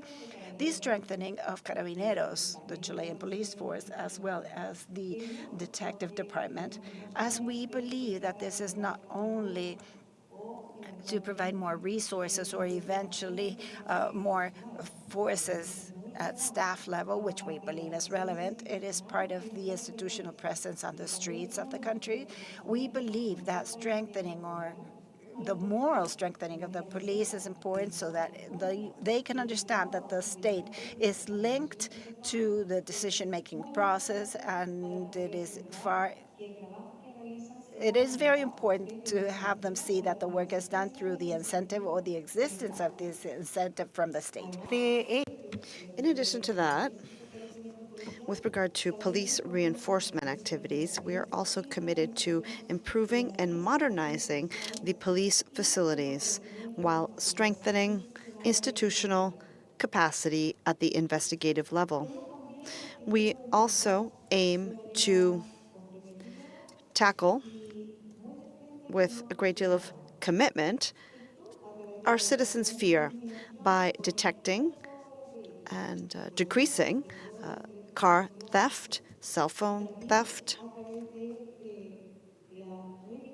and by breathing new air into a program that has fallen by wayside. We are currently remodeling a previous campaign so that citizens will be able to to report to the state, not just through the police, but also through the Undersecretariat, the existence of different crimes so that the crimes can be immediately reported and so that the state will have the information. In addition to this, we are also truly committed to fostering greater collaboration with private partners in security. I have always said that we are working on implementing two new legislative endeavors, the municipal security law and another law, both of which are very important in terms of municipal inspectors, as well as private security guards or reception workers at buildings. This is crucial. These are police helpers, and these regulations, better late than never, because we know that municipal and private security guards are always present during these events. And so it's important to allow the space for the police forces to really devote their time to organized crime. And we know that there are certain areas where terrorist actions are taking place. Now, all of this also allows the municipalities to take back public spaces because they are part of the ecosystem, the security ecosystem in different sectors. And so the state now will be able to work with a variety of different authorities and organizations to be more present in citizens' lives. In addition to this, we are also breathing new air into the security councils. These are citizen-based security councils where the citizens make known their needs and demands And this allows for reassigning resources to where they're truly needed. We are reinforcing the national municipal security system as well. All of this is quite relevant. And within the security ministry, specifically the crime prevention undersecretariat, we are very much concerned with the private sector opinion, with academia's opinion, as well as the citizen experience. And so all of the information that we can actually gather will be used as input, as insights to formulate better public policies. The security policies are state-level policies. Therefore, they must be well-founded so that they may be successful going forward.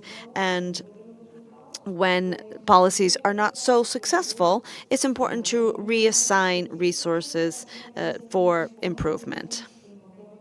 And that's what we are doing today.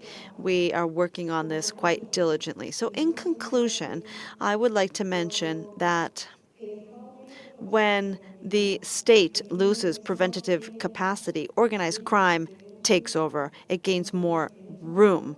And that's what we are trying to prevent. We are at a turning point today. This is already taking place, and we are fighting this, but we need all of your commitment.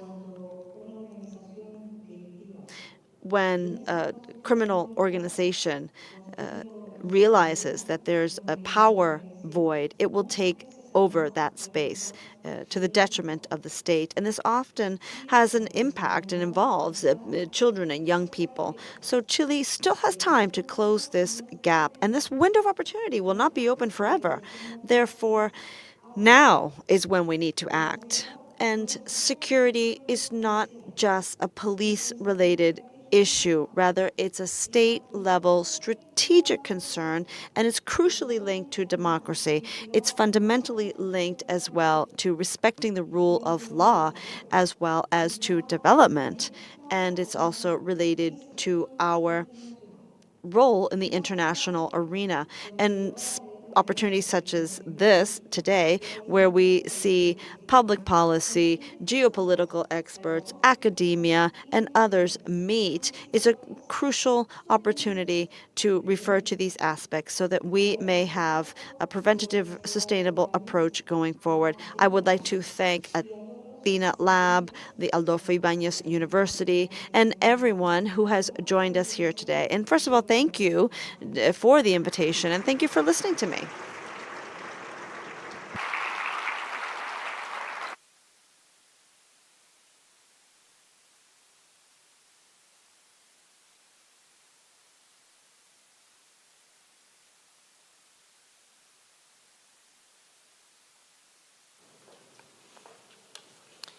Ponte en el tercero. Tú, Patricia, primero. Sí, Daniel al lado de Patricia. Y tú, sí. Está bien. Bueno, muy buenos días a todos. Good morning, everyone. And now we will proceed with a panel discussion on security and geopolitics. I think it's been made quite clear that both concepts are subject to the dizzying changes that we've been talking about this morning. And I'm sure there are ideas out there that are useful. As Nicolas said early on, ideas travel. And it's important for the ideas to travel while also landing and taking root. And otherwise, we will always be at the expense of these ever-changing times. And when we talk about security, we've talked about geopolitics, and we don't just talk about order, institutional, clear rules, prevention. Rather, we talk about technology, innovation, and coordination. It's all jumbled together. And to that end, we have an illustrious guest here today with experience in practical and academic experience, and we are here to address the other perspective of geopolitics and security. Allow me to begin by introducing you to Patricia Bullrich. Patricia is a senator of the Argentine Republic. She was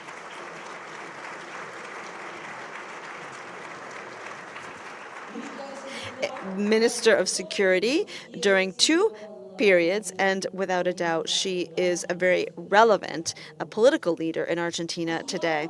Next to her, we have Ana Victoria Quintana, who we just heard from, the Undersecretary of Crime Prevention, and then we have Daniel Landsberg Rodriguez,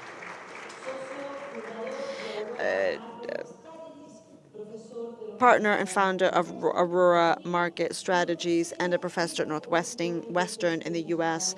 and an expert in geopolitical risk.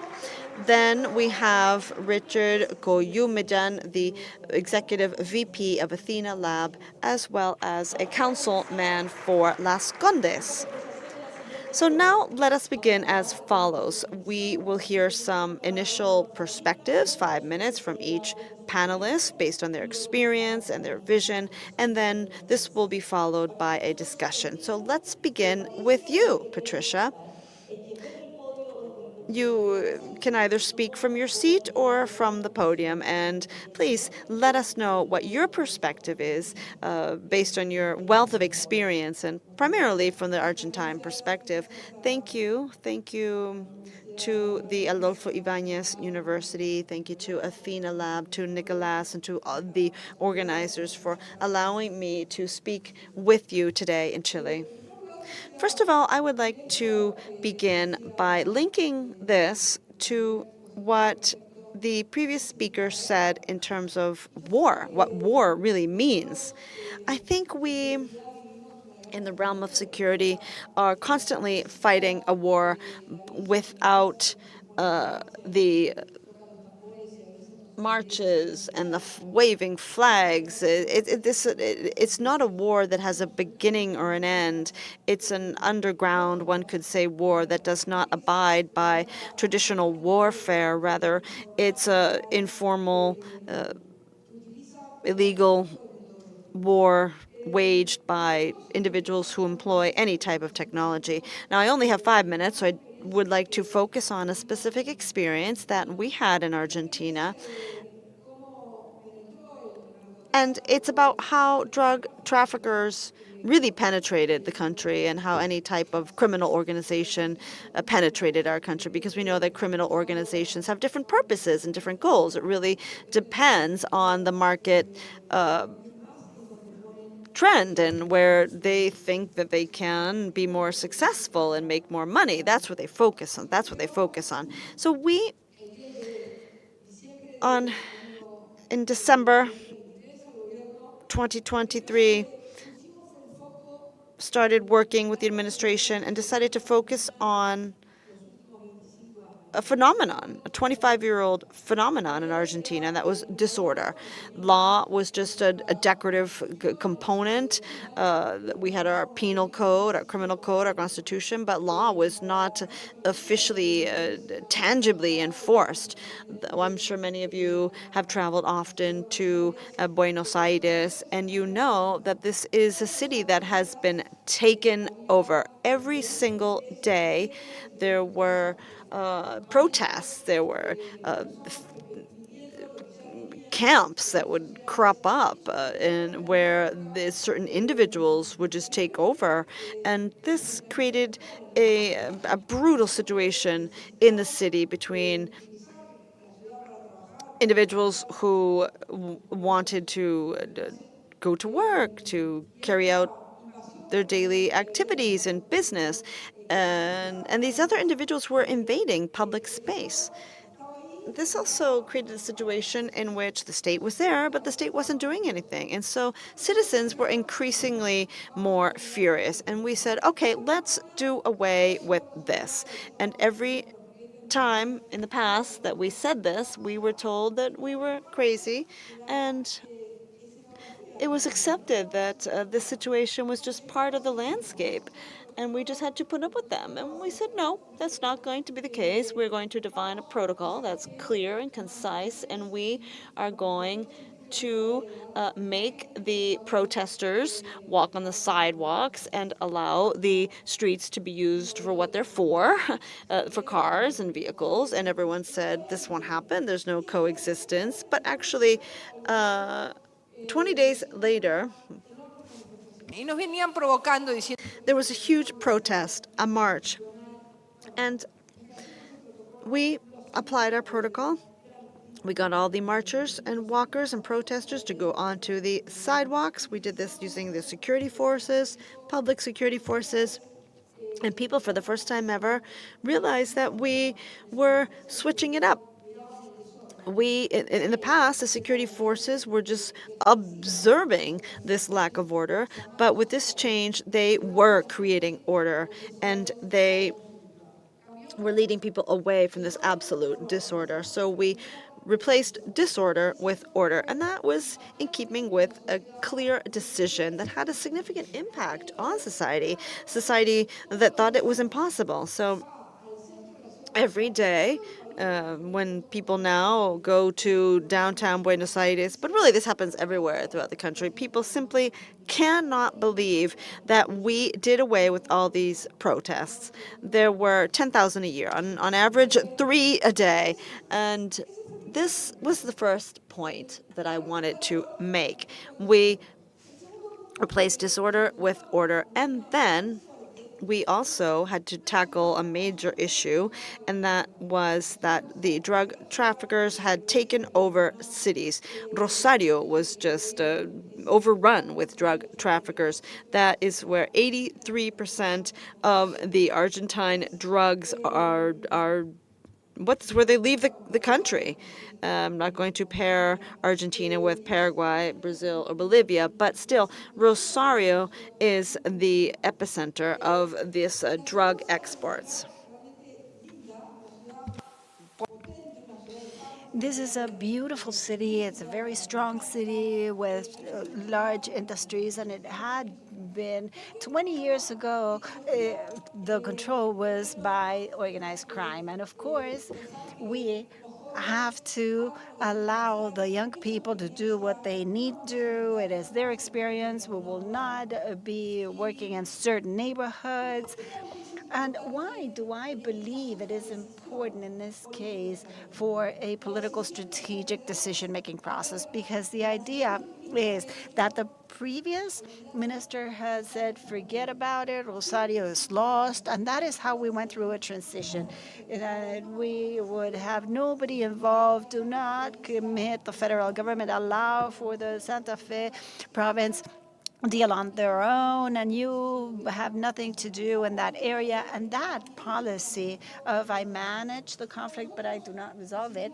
But for us, we decided on the contrary. We decided to go to this city of Rosario that was fully taken by these groups. It had a rate of 22 every 1,000 deaths. That is a huge number compared to the national rate in Argentina.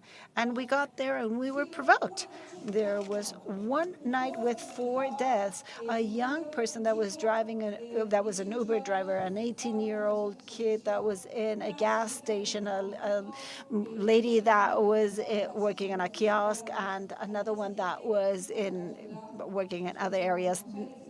We went to the city, we were installed there, and the city was fully knocked down. It was dead, with no schools, with every store shut down. And then we said, you know what, we will go through a war in this area. And we started with the Operation Bandera, the flag operation, where the Argentinian flag was created. And we worked on 3 strategic pillars. The first is where were they driving these activities from? No Tren de Aragua or others. They were all Argentinian organizations, Los Monos, with the last name of the families, and so on. Mono meaning monkey. And it was first we destroyed their driving activities. We made the decision of isolate the groups that were able to drive these activities. So what we did was to take them out of the jail of the province, and we took them somewhere else. We decided on full isolation of those imprisoned. And when we saw that the lawyers were part of the problem, we also isolated them from their lawyers. These were people that had 130, 140, 150 years of they had to be for those many years in jail. And we created a high-risk system. This high-risk system cut the possibility of these organizations to work with themselves. We took the federal groups, it's the prefecture. It's a group that is working on the rivers, riverways, and the local forces. With all of these forces, we saturated the territory and we went to the roots of those homicides.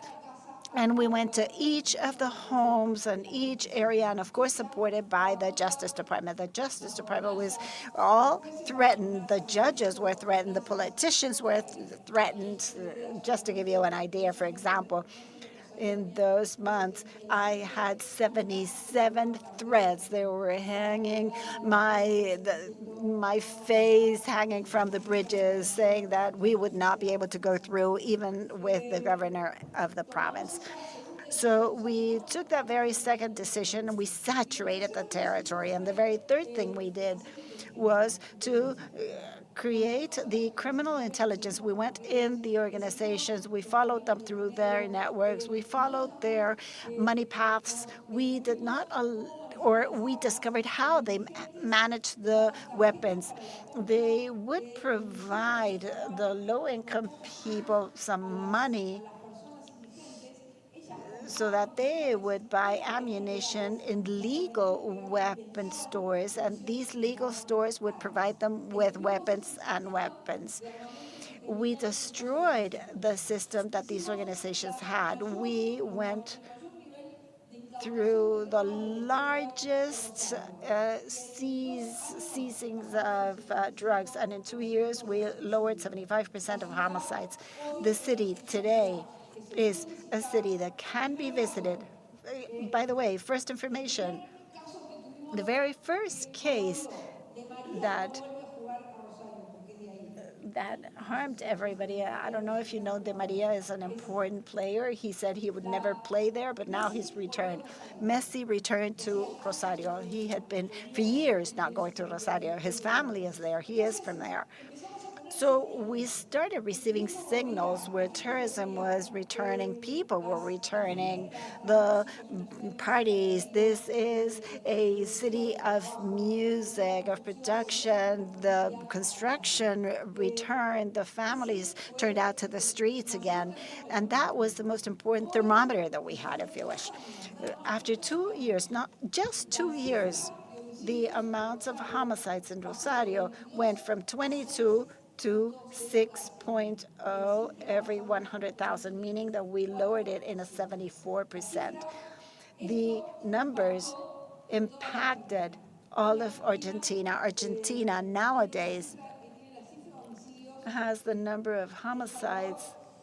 El Salvador, I will be fighting this, even though El Salvador has a lower numbers of Argentina compared to Argentina. They measure it in a very strange way. The homicides that are homicides, it's a death. It doesn't matter if it's legal or illegal, if it was done properly or not.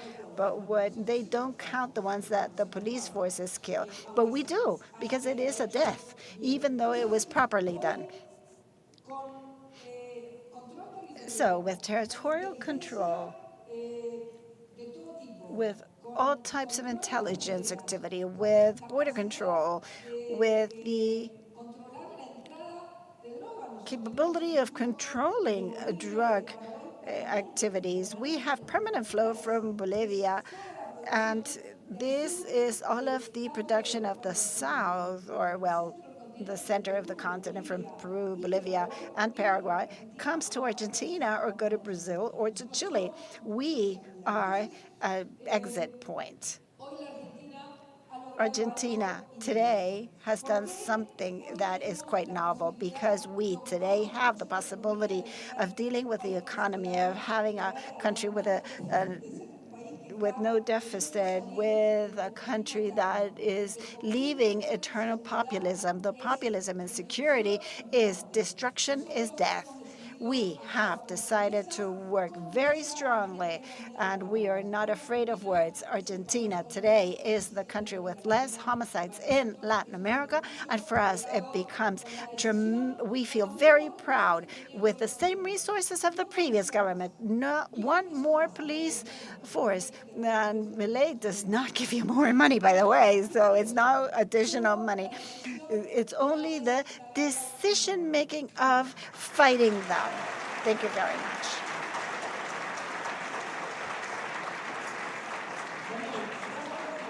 Daniel, let us continue with you.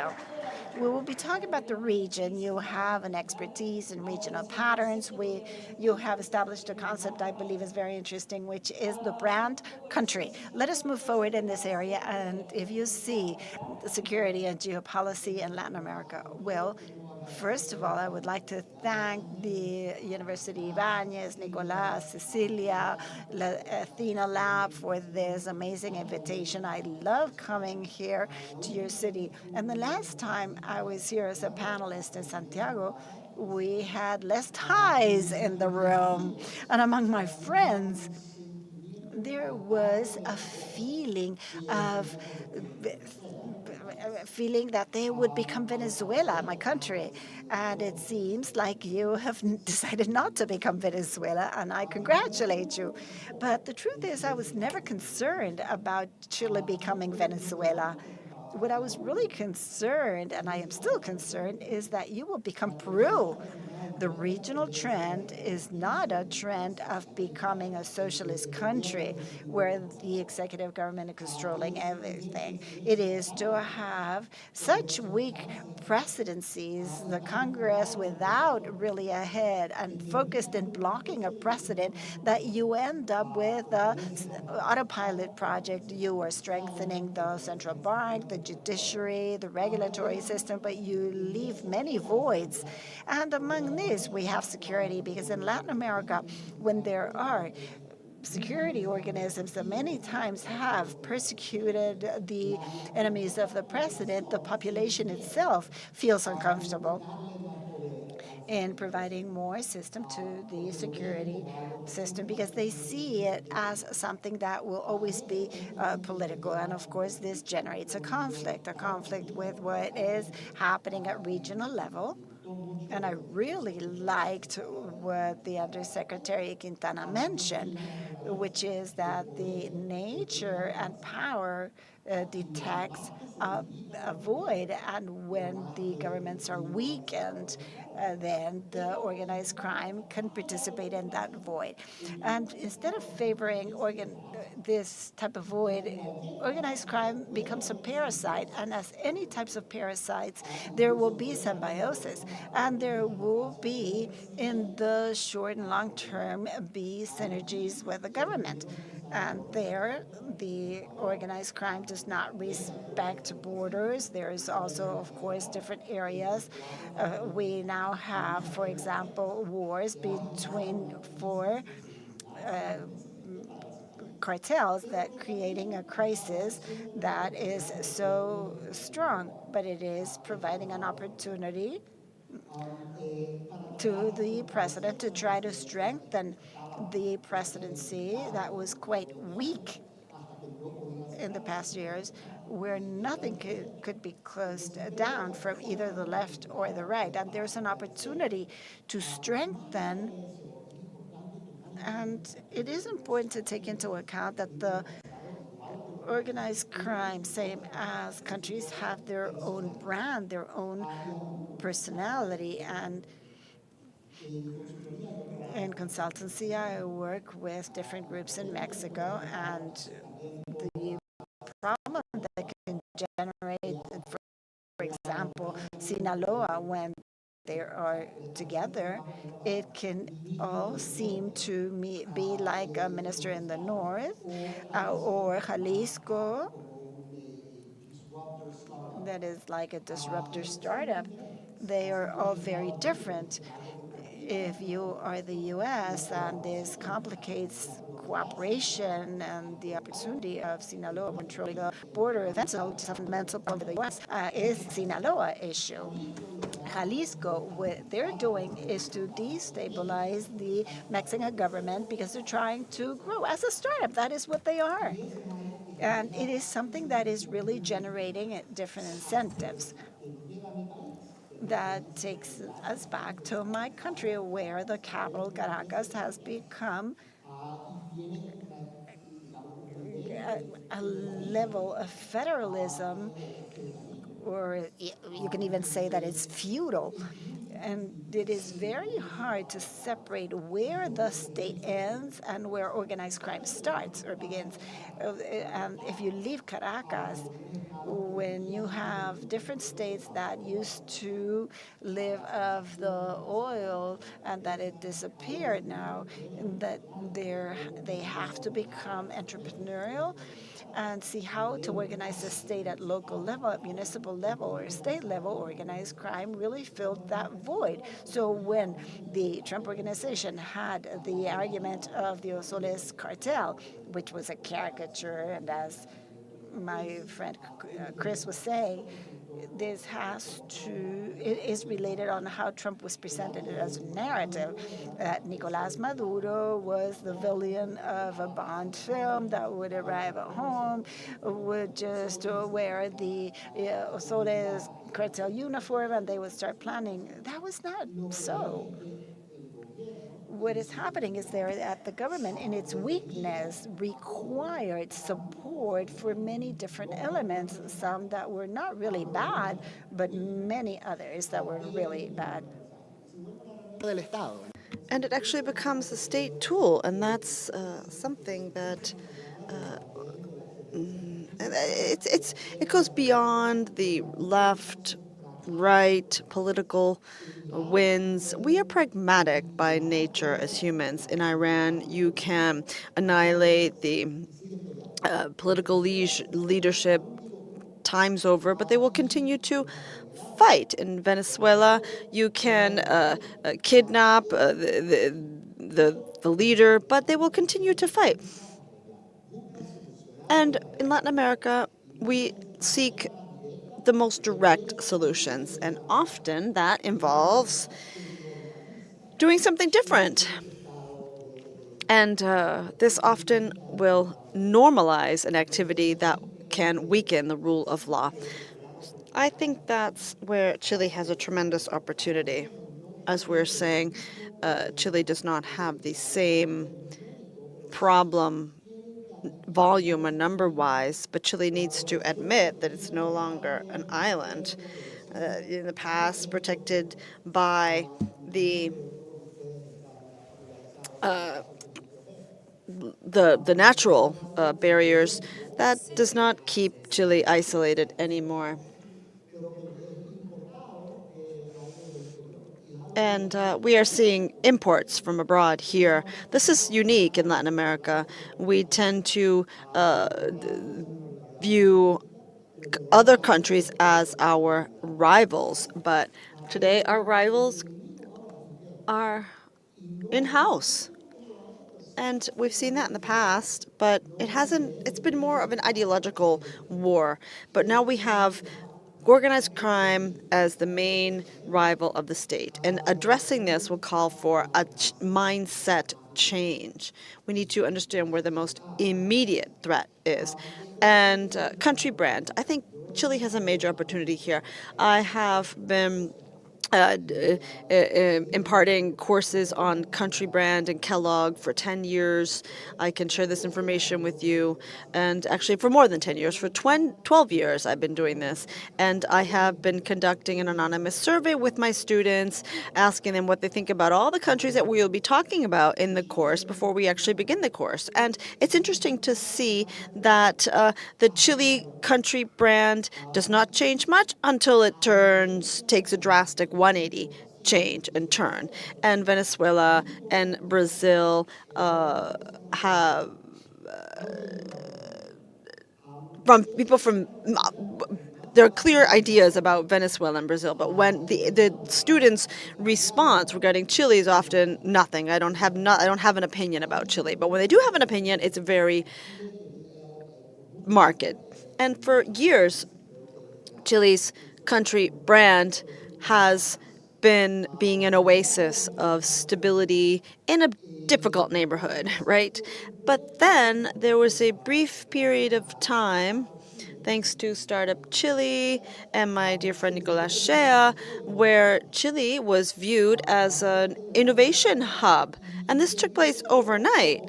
And what? It lasted 2 or 3 years. And then again, Chile was seen as a hub for constitutional stability for a few years because people were seeing images, actually constitutional instability. People were seeing these protests in the streets.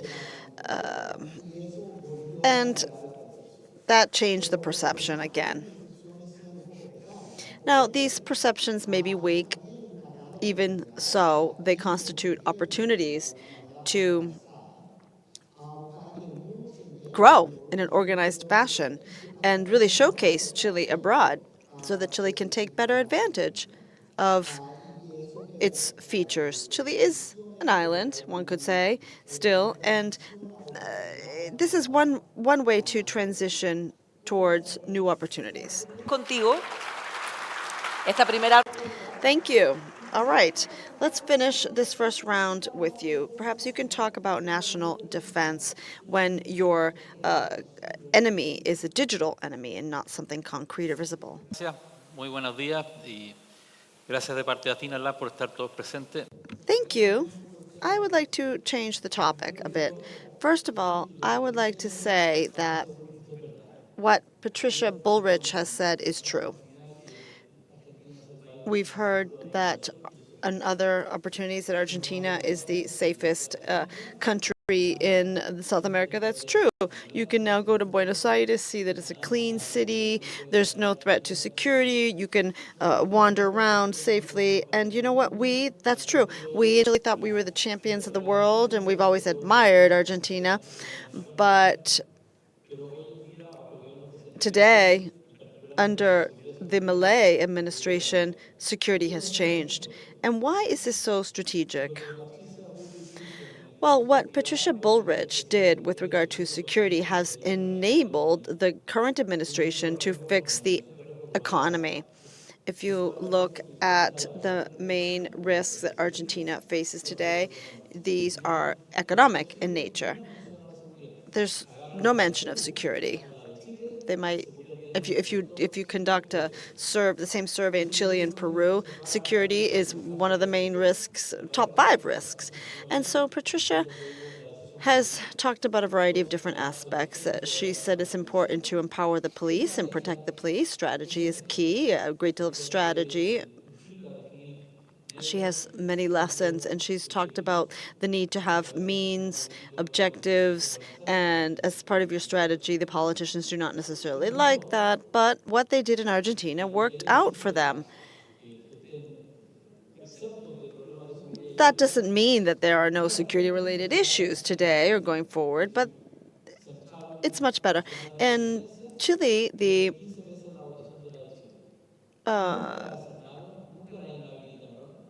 in Argentina, they never did away with their police intelligence group. They work closely with military intelligence, and that's most likely one of the reasons why Argentina has been more informed and alert. Now let me switch gears entirely and refer to the local scenario. We have the former director of security in Las Condes here. Las Condes security has some of the best security issues nationwide. The country has improved. We have 10% better figures than in the past, and Las Condes is 20%. So what has Las Condes done differently? Now, why did it really matter, and why did it really work to place a former military general as head of security in Las Condes? Well, because we made good use of our means, our instruments, and We've also used technology, and I'm linking this to what Chris Miller said. We were one of the beneficiaries of intensive use of AI, cameras, portals, etc. And that is key because criminals don't want their picture taken. We've been able to do that. If we have their picture, we can find them, and it's important to prevent crimes from taking place, and I can do that by either filling the streets with police or security, well, but we don't have that as a resource. But what you can do is apply widespread across the board IA and cameras, and so that you can be proactive, take pictures, and give this information to the prosecutor. And that will allow me to prevent crimes from actually taking place. But in the end, none of this is useful if we do not talk about the successes under our belt. Because what we need to actually change is the citizens' perception of security. And that brings me to what you were saying. Digital aspects, IA, media, all of this is crucial for us to be better governments in terms of security. We have this tremendous capacity today available to us. It's not expensive, and it's available for use. And I would say it will allow us to neutralize existing crime. Now, it wouldn't be so effective if the criminals only just left Las Condes and went elsewhere. So the major challenge the Ministry of Security has is to link the municipal systems with the police system, the PDI, and all the systems, to digitalize it all and allow for IA to cross-reference, connect the dots, and to stop and to begin doing away to dismantle the criminal capacity. Now, let's talk about the border control. In the north, we're doing a better job today, and I'm sure that we will see results soon. We know that organized criminals are very specialized, and so we need to also be specialized. What I'm concerned with at the end of the day is what I call a security strategy that goes beyond organized crime at the borders, and something that has an impact on the 19 million Chileans. That's where we need to change the perception. If we don't change perception, security will continue to be a risk, and President Kast and his economic team will not be able to really pull Chile out of the quagmire that we are in today. Thank you. All right, we don't have much time. I know we have a lot of questions, so I'm going to go forward with quick, short questions. Let me start with you, Patricia. I have many political-related questions for you, but I'm going to limit myself to the security-related questions. You have repeated consistently that security is also a geopolitical issue. So if you do not have control over your territory, obviously you cannot address your geopolitical risk. So Chile and Argentina are neighbors, and so we have enormous border issues in northern Chile, in the northern border, and elsewhere. So what do you think about this challenge, and how do you view collaboration between our countries to address our common challenges?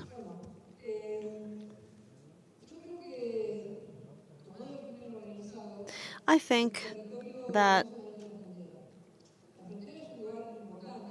the border is important for organized crime, but it's beyond that. At the border, you can actually stop the flow of contraband, illegal transfer of products, services. And Argentina's border is 2,600 kilometers long, so it's a difficult challenge.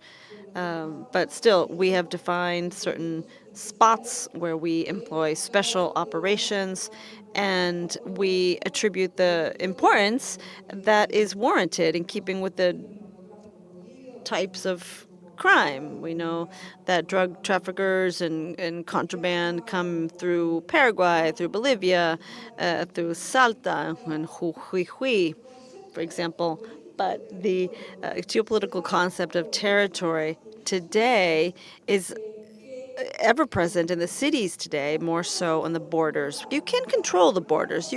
If you don't stop the situation at the first border control, you can stop it at the next. You can see Argentina is wide at the top, but it narrows as we go further south. So it all ends at Ushuaia. I had to correct what Nicolas said earlier. And it ends at Ushuaia, the end of the world, literally. The country ends there. And we have a second opportunity.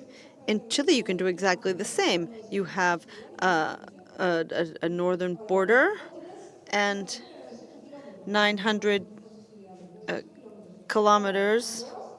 And when you go further south,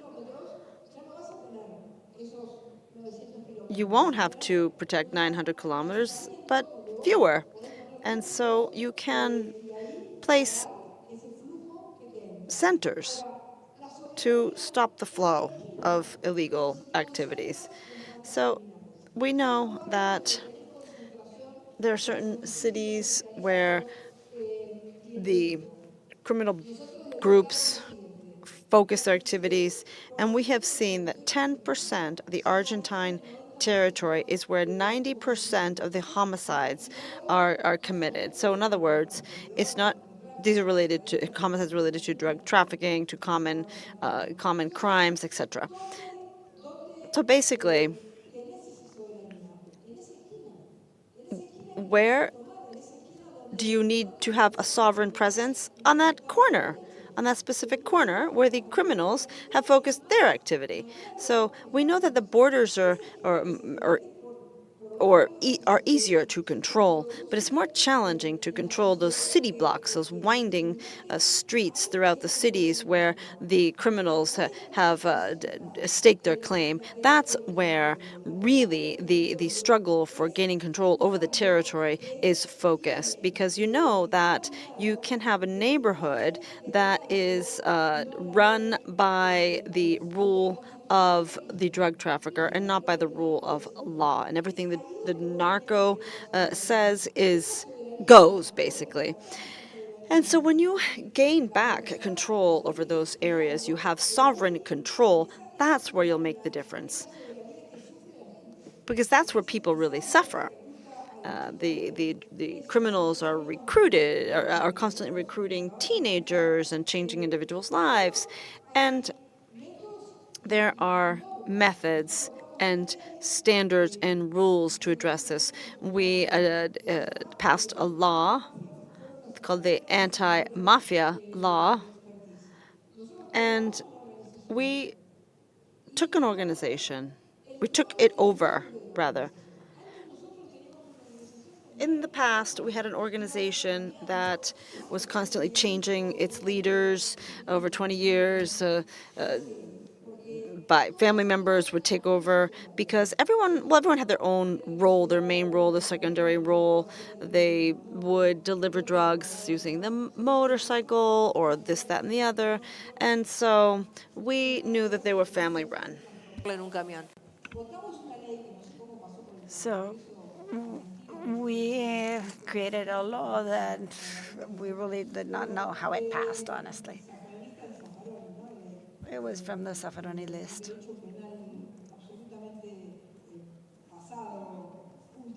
It was full guarantee. What did we do then? We were able to have that law to extract a full band. So you have a band where it does not matter which is the task of the organization that you're going through, but you will take the maximum. You laundered money for that band.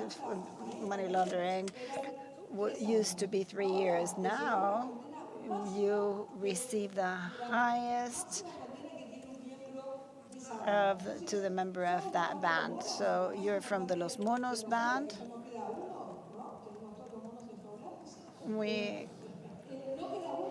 There's not we don't have anybody out on the streets. So why? Is because the incentive to participate is not the same.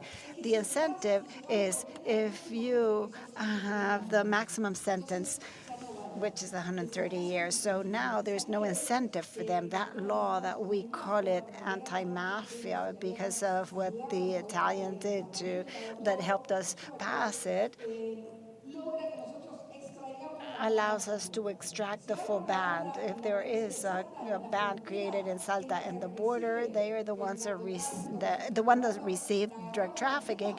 We take it full and send it to jail. It's the same sentence to all. If if any of them had never been in jail, they start with 20 years. So there's a disincentive. So Undersecretary, evidently control of security has something of incentive, institutions, and regulation, but also intelligence. And intelligence, we have heard it here many times in this conversation, and we see it related to technology. The capability of technology allowing us to detect, as Patricia was saying, it's a critical area where the territory is taken. So I would like to ask you, how is this new government working in Chile as a country to incorporate this intelligence and this technology in the control and prevention of crime? We have a very important job in technology. You were expressing, Councillor, here in Chile, what was happening is that technology is moving forward in terms of technology, not a little really, tremendously. And it meant that we started with the safety of the households. Then we incorporated safety on the streets through municipal activity, but there was no legislation robust enough in terms of the use of technology as a state level to be able to fight crime. When I talk about the state, I would like to exclude the public prosecutors. They had a different technology, and I am talking about the police tool and the one that is being used on the streets. That started to be regulated later on after the use of private security. Meaning, on one hand, something that was important, which was there was some experience in the use of technology, but also we have seen that there is some technology that moved forward, and that was regulation. And here we find ourselves in a certain level of conflict, which is what we are trying to modify through the use of different tools so that we don't feel limited by legislation. I have to express, by the way, that Chile legislated in a certain area that is related to the private data or information of people, and we'll find ourselves in a certain problem. These are all elements that were dealt with in a parallel fashion. Everything that is regulated to private security and municipal security, providing more tools, but also the incorporation of technology will now be clashing with the data protection. That will mean the use of how to identify people and the use of their private information, as an example, in security situations. This is something that we will have to deal with right now, that we will have to propose in the necessary aspects, meaning that from the perspective of prevention, the ministry has to change its approach. When we find, for example, ourselves in a certain program to be able to act. And when we see that to incorporate technology, there was a legislation that is as new as the one as the use of technology that allows the use, for example, in the identification of people, this forces you to redirect all efforts instead of publishing new legislation, rather to try to modify what is as new as the previous one, but does not allow us to apply the use of technology in the identification of people to obtain sentences. Therefore, we have had certain problems in being able to have an organized element, as if there was no focus or incentive in security, but rather to be always legislating. So it means that we have to talk about institutions. These are not institutions, or these are institutions that are able to adapt, to have a decision-making process, to tackle the problems. And Daniel, you have been talking about institutions. We all know in the introduction we talked about Ferguson, where the organizations are not working on their own, and you have talked about different elements of degradation of the institutions. So if you can tell us what a degraded institution means and if they can be recovered, and which is the institutional element that you see in Venezuela. I could hear the last aspect. How do you see it for Venezuela today? Well, we maybe see some hope. I will try to be as fair as possible, but in terms of institutions, well, I would say that the way I used to see the institutions, this has been changing thanks to the fact that the U.S. used to present a standard or regulation of better practices, and that the Latin American countries were thinking compared to what the U.S. was doing. Nowadays, the U.S. is moving away from the idea of clear rules, but rather being more functional. And they are taking away the level of compartmentalization that they had. If you have an issue with China, you deal with tariffs. Now, that used to be fully impossible because they used to be apples and pears. But now it seems to be far more holistic. Two fast examples here. When the IMF, with my country, just announced, and it was tremendous news, even though the IMF was going to start talking to Venezuela, it is the first announcement that the IMF is reading, and they are not saying which is their full plan, what they are going to be talking about, which is the timeline. And we will start with a conversation. What you're looking for is the headlines, and the rest can be done later on. And a far more important topic for investors right now, there is a new fad, if you wish, which is to find the organized crime and to allocate these terrorist groups, which increases the level of the crime. A country where it is very hard to operate if somebody in your organization is doing it. Now, the U.S. has not been doing anything about this, a part of this allocation, but at risk level, it generates a double-sorted element. And nobody knows how this works, and it is something that is being used in some of the trade presentations where this can mean this or another. And it changes the paradigm of what it means to have an institution. And I believe it can favor or have different flavors similar to what the country that is representing rather than a regional standard. Now, having said this, it will also generate a tremendous opportunity for the people that see the region as a poker region, that it is used not to have all of the information, to take more risks, to be more volatile, and we don't have a plan for the future. And the good news is that poker tends to generate more income compared to chess, but it needs a tolerance to risk that is much higher because we're going through an important period of time with opportunities, among it Venezuela, where we have a country that has so many resources and so many services that are not working. It is a tremendous opportunity to work in that area, but you need to be comfortable with the risk that you are taking into consideration, and it is very well protected to what can be happening. And the farther away you go from Caracas, just to end with your point, Caracas has transformed.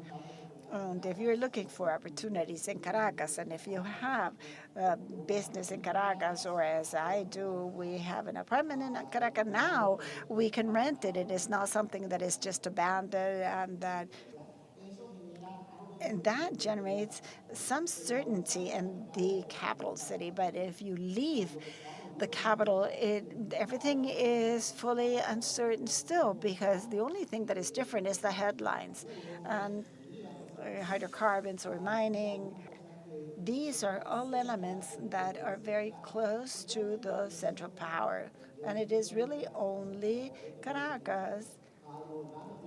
The rest has to be requested, and it is basically the actor that is connecting the Caracas to the rest. And so just to end, I would like to close with geopolitics. And briefly, Richard, maybe you can tell us how to incorporate these concepts of decision-making process with a new perspective.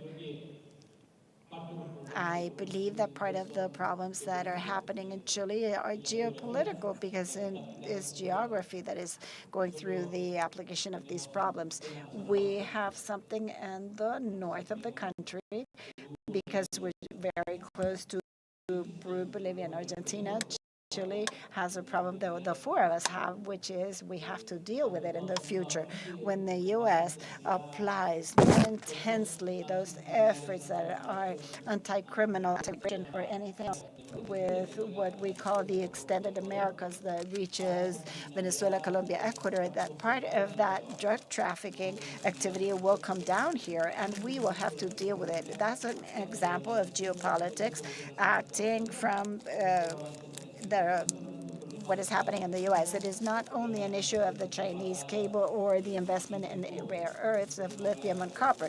It is a real issue that will be happening here, and it is something that needs to be dealt with together with Argentina, Bolivia, and Chile. And very good news is that we are in conversations with Bolivia and Argentina and Peru, and we hope that the political uncertainty is stabilized, because without them, nothing can be done. Creo que ha quedado clarísimo es que los desafíos. I think it's been made very clear that the challenges are enormous and that the countries need to work together with academia and practitioners. So again, we would like to invite you to join us again in the future to address these same issues. Thank you very much.